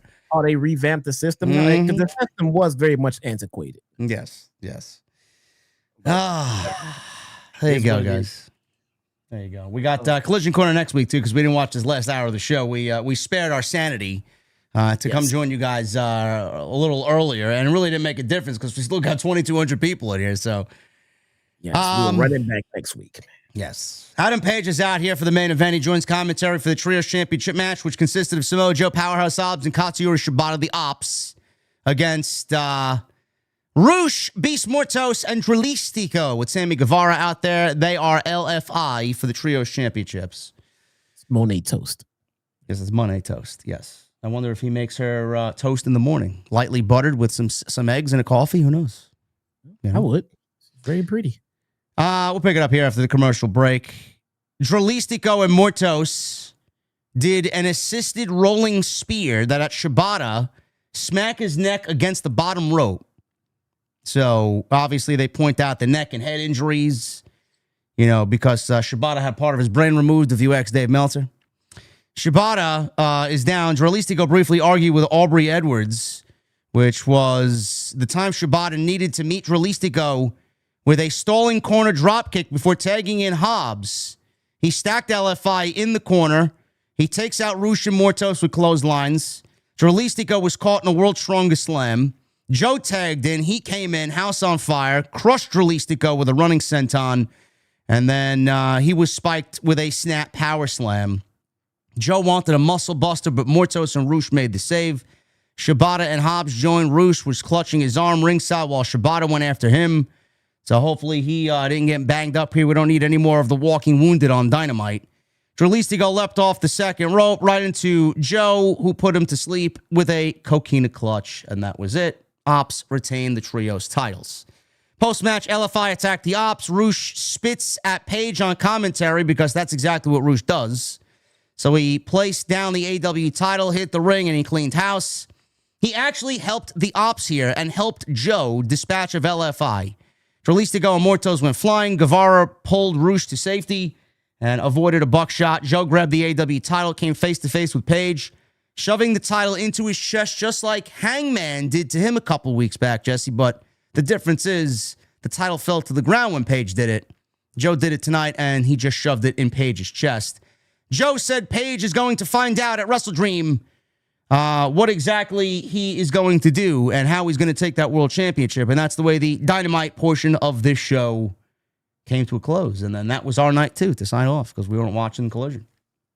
This feud is happening because Joe didn't like how Hangman handed him the title. Is that what happened? Yeah. That's basically what we got here, yeah. Right on, man. Some of the most epic feuds in pro wrestling history. I didn't like how you handed me my title. Now we fight. It's great. Nothing going on before that. Before that, we were fine. We were just cutting promos before this match, you know. We're in the same team. I'm gonna help you guys out. Could you help me out, man? I'm gonna ride with y'all. Hey, let's do it. All right, here you go. Here's your title. Oh, we're gonna fight now. I'm not going to go over the winners and losers. I'll just save that for Collision Corner next week. So, Jesse, you could grace us with Collision Corner. Orange Cassidy and Kyle O'Reilly went against Wheeler Yuta and Danny Garcia. That's exciting there, man. That's where we cut out and said enough is enough. Harley Cameron versus Megan Bayne happened in the last hour. Brodito and Mark Briscoe against, get this, Jesse, Kyle Fletcher, Lance Archer, and Rocky Romero. Man, aren't you lucky? Aren't you excited to see that, bro? You're disappointed we missed that one, huh? It's a handicap match? No, Brodito and Mark Briscoe. Oh, Brodito and Mark Briscoe. Yeah. Wait, I thought Mark Briscoe was not here tonight. Oh, he was here. Yeah, they got to sell that TNT title match on Saturday. Okay, gotcha. WrestleDream looks like this. Adam Page and Samoa Joe, main event, world title. John Moxley, Darby Allin, I Quit match. Chris Statlander versus Tony Storm for the women's title. Kyle Fletcher, Mark Briscoe, TNT title. Brodito versus Takeshita and Okada for the tag team titles. Jurassic Express versus Young Bucks for Monopoly money. Tekla versus Jamie Hayter. Hurt Syndicate and MVP. Or I guess Bobby Lashley, Shelton Benjamin, and MVP. The Hurt Syndicate versus The Demand in a Tornado Trios tag team match. Now it's a Tornado Trios. It's just not a Trios. It's Tornado. So it's basically the same match we got last week at Daly's place. So no rules. There's no rules. There's no rules. No rules. So basically, they're just running it back. They are running it back. And they just added, according to the chat, Kyle O'Reilly, Tomohiro Ishii, Orange Cassidy, and Roderick Strong versus Claudio Pac, Useless, and Garcia. I don't know if that's on the actual show or if that's on the pre-show, but they did add this as well, Jesse. There's Tailgate Brawl again. Willow and Harley Cameron versus Megan Bayne and Penelope Ford. I feel like we've seen this match 3 months straight now. FTR and Jet Speed, 2-on-2. Man, FTR is now on Tailgate Brawl, huh? They can't wait for Copeland to get back. Eddie Kingston and Hooker in action on Tailgate Brawl. And I guess the conglomeration with the Orange Cassidy match, that's on Tailgate Brawl. So that's not on the actual pay-per-view. So all those matches we will not be watching. We'll just take care of the regular pay-per-view. Hopefully it stays 8. AEW needs to remind themselves that they are asking people to spend money for this show. This is not on the streaming service. $40, bro. $50 for some. They are asking people for cash money to watch this show. Yeah. Just try to keep that in mind as you're booking these shows. Word of the, actually a piece of advice or a piece of fact, I should say. Bound for Glory is going to outsell WrestleDream. What timeline are we living in, bro? I thought AEW, everything was great in AEW. How was WrestleDream only 5,000 tickets in? Are we kidding me? Huh? What are we doing here? Maybe put together a better card than this. Bound for Glory outsold fucking Trick Williams, outsold fucking AEW, bro. It's fucking crazy. Something needs to change, man. I don't know what it's going to take, but someone needs to convince someone to change something because things are not flowing in the right direction for these guys. No. It's flowing in the right direction for us on Wednesday night. You guys love what we do. We love that you're here. Thank you guys very much for joining us. We're going to get to super chats in just a second. Follow me on social media. What happened? Shouldn't have let Cody walk, man. No. Even your best friend Punk, man. They fired him. They should have kept him. Worked things out. You know?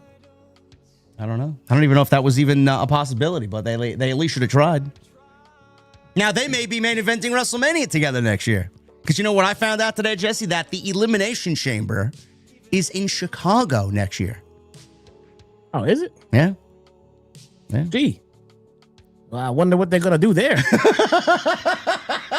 Well, we know who's going to the main event of WrestleMania, I'll tell you that. I know who's not winning the Rumble. Roman Reigns may be winning the Rumble. Think so? I think they were done pushing him. I don't know. I think we get Breaker Reigns at WrestleMania. You don't need the Rumble to get there. If Punk wins the Chamber, how do you think Reigns is going to get to WrestleMania? Do they need that? They need that for the title? Breaker's going to be world champion? I would give Breaker the championship, yes. What are they doing right now? Is he going to keep it? Is it vacant? What is happening? Well, Punk is the number one contender right now. He's going to Saturday Night's main event. He already won that triple threat match on Monday. But Braun Breaker is the one who held the title up. He wants the title. Right. But who is, I mean, Punk can't go to the Saturday Night's main event with himself. They're right now. Well, I mean, we have to find out on Monday. Hopefully they give us the answers. I guess so, man. It's going to be a good Raw, folks. I'll be here to cover it. Jess will be live streaming his reactions to it. Follow us on social media at JDfromNY206, at Chi-Town Smart. Go follow Jesse on YouTube, please. There's a link down below in the description. Click his name.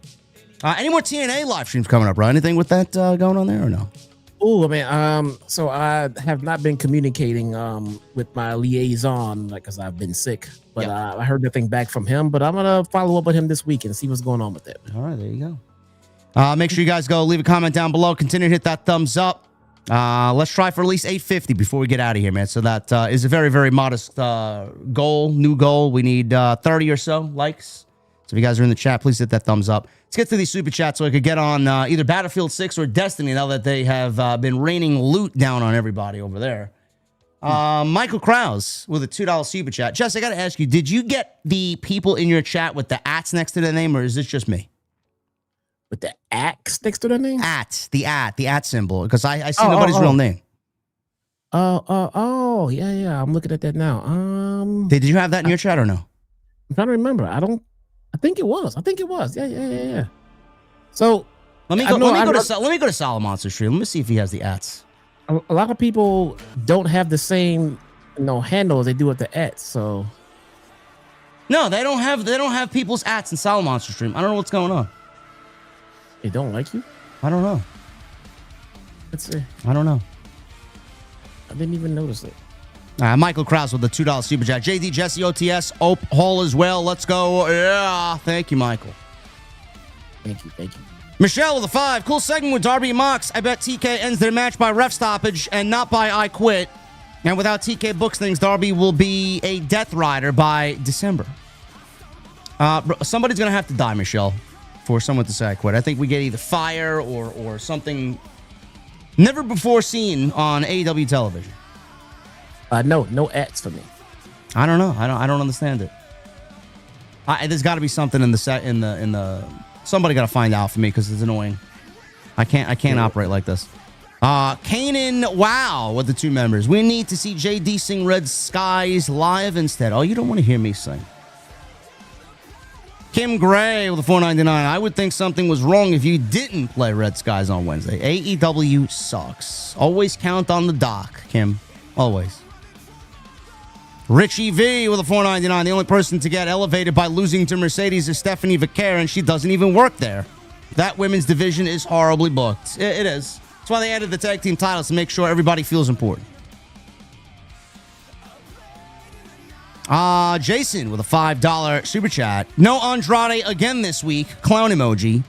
Shout out to Fitnessa on TikTok. She just had Melina on. She's a real fan of wrestling and football. I don't know who that is. I don't find myself on TikTok.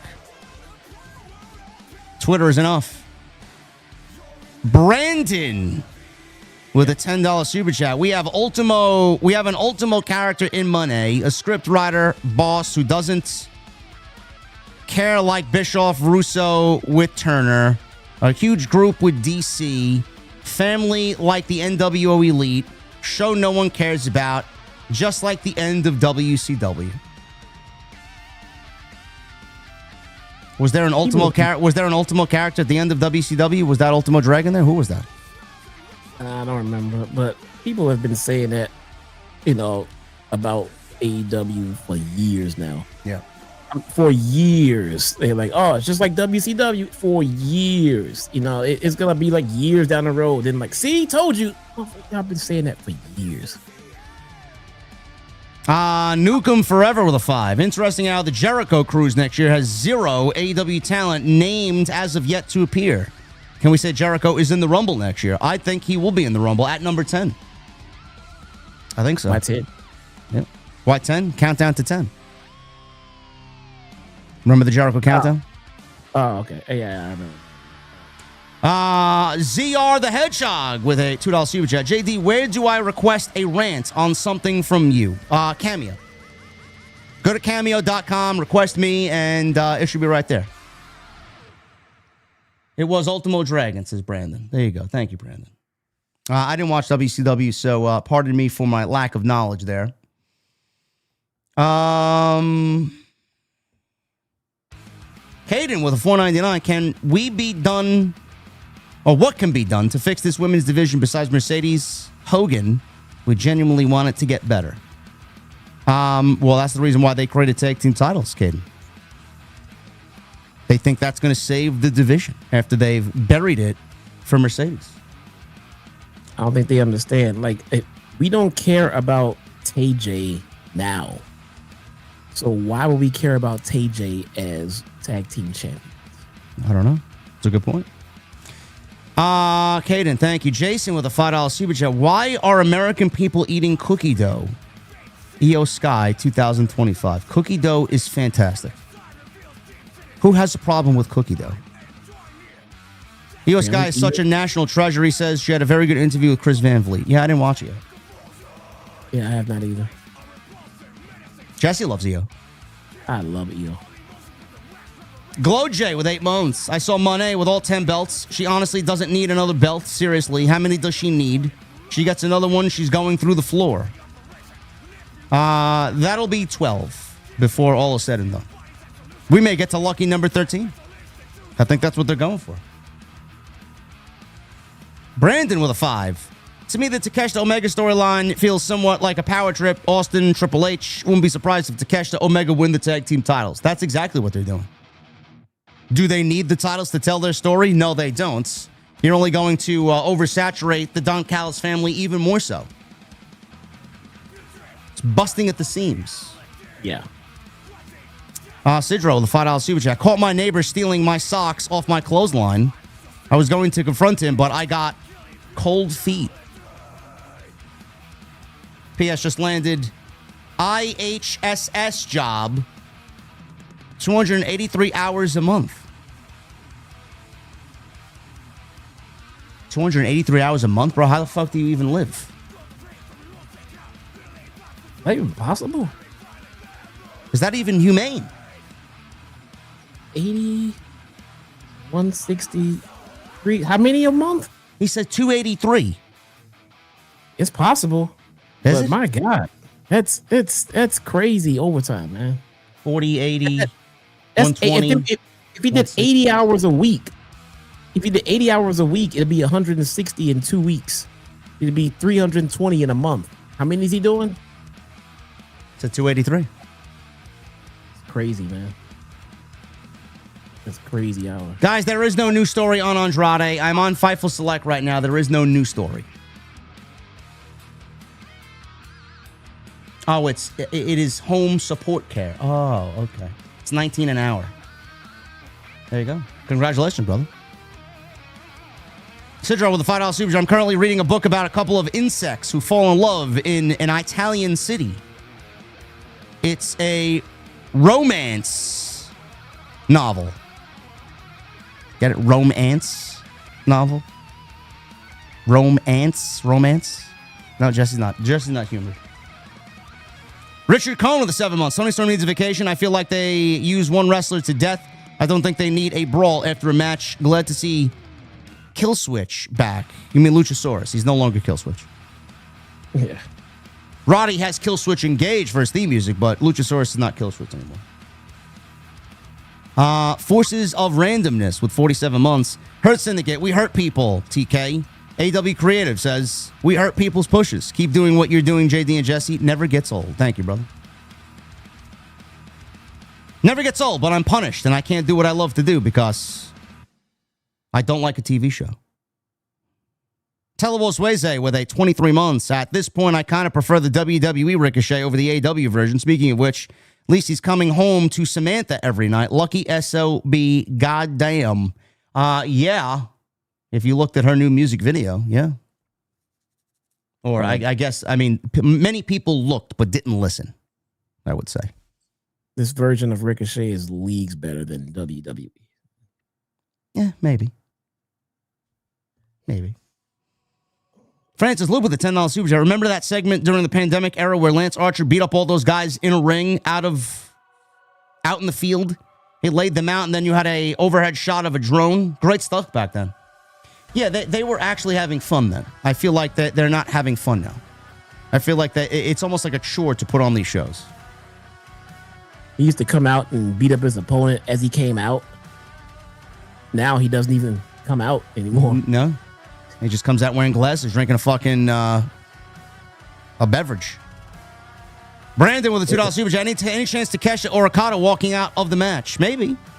But they win the titles first, and then maybe that happens. Viking Coal Miner with a $5 super chat. This segment with Darby and Mox was probably Darby's idea. He's behind all the vignettes with Sting, with Edge in the car. He's into that shit. Yeah. Maybe. I don't know. Maybe there'll be a news article on that. But whatever it was, whoever it was great stuff. Francis with a 5 and a 5. The average viewership rating for Dynamite during Samoa Joe's whole world title reign was well over 800,000. Just January 17, 2024, the rating was 891,000. Bro, they can't even get... I mean, they were down to 385 last week. Head-to-head with a developmental show. Their normal is 500,000, bro. Where did the other 400,000 people go? Also, Francis, is it me or is the presence of Harley Cameron hovering around Chris Statlander bringing down the credibility of the AEW Women's Championship? Bro, Harley ain't doing anything to the title. The creative is doing the harm to the title. It's not Harley's fault. Jason Barker with a $5 super chat. Mercedes Moné, soon to be Apple Danish turnover bum fucking Stan World Women's Champion. Yeah. Has she wrestled in Denmark? Is that one of the titles she has? Let me see. Yes, Denmark. Yeah, she just won the title in Denmark. Yeah, there you go. It's crazy. Ridiculous. Keith Hobson with 18 months. Keith says, this double show sucked. Yeah. It was double bad. And Revols with a $2 super chat, he says, new Fightful story on Andrade. No, we read the most recent updated one on the stream tonight during the Don Callis family segment. There is nothing new. If there is, I will report it in a separate video for you guys. And that is it. We are done, bro. All right. Any parting words before we get out of here, man? Your love for Tekla, maybe a positive note on Stat, anything? No? Tekla spoke. Beautiful thing. Stat is champion. I'm okay with that, but she sucks right now, and she should not. So fix it. And I will be doing a live watch along for WrestleDream this weekend. Let's go. There you go. And then Jesse and I, it's going to be a long night for both of us.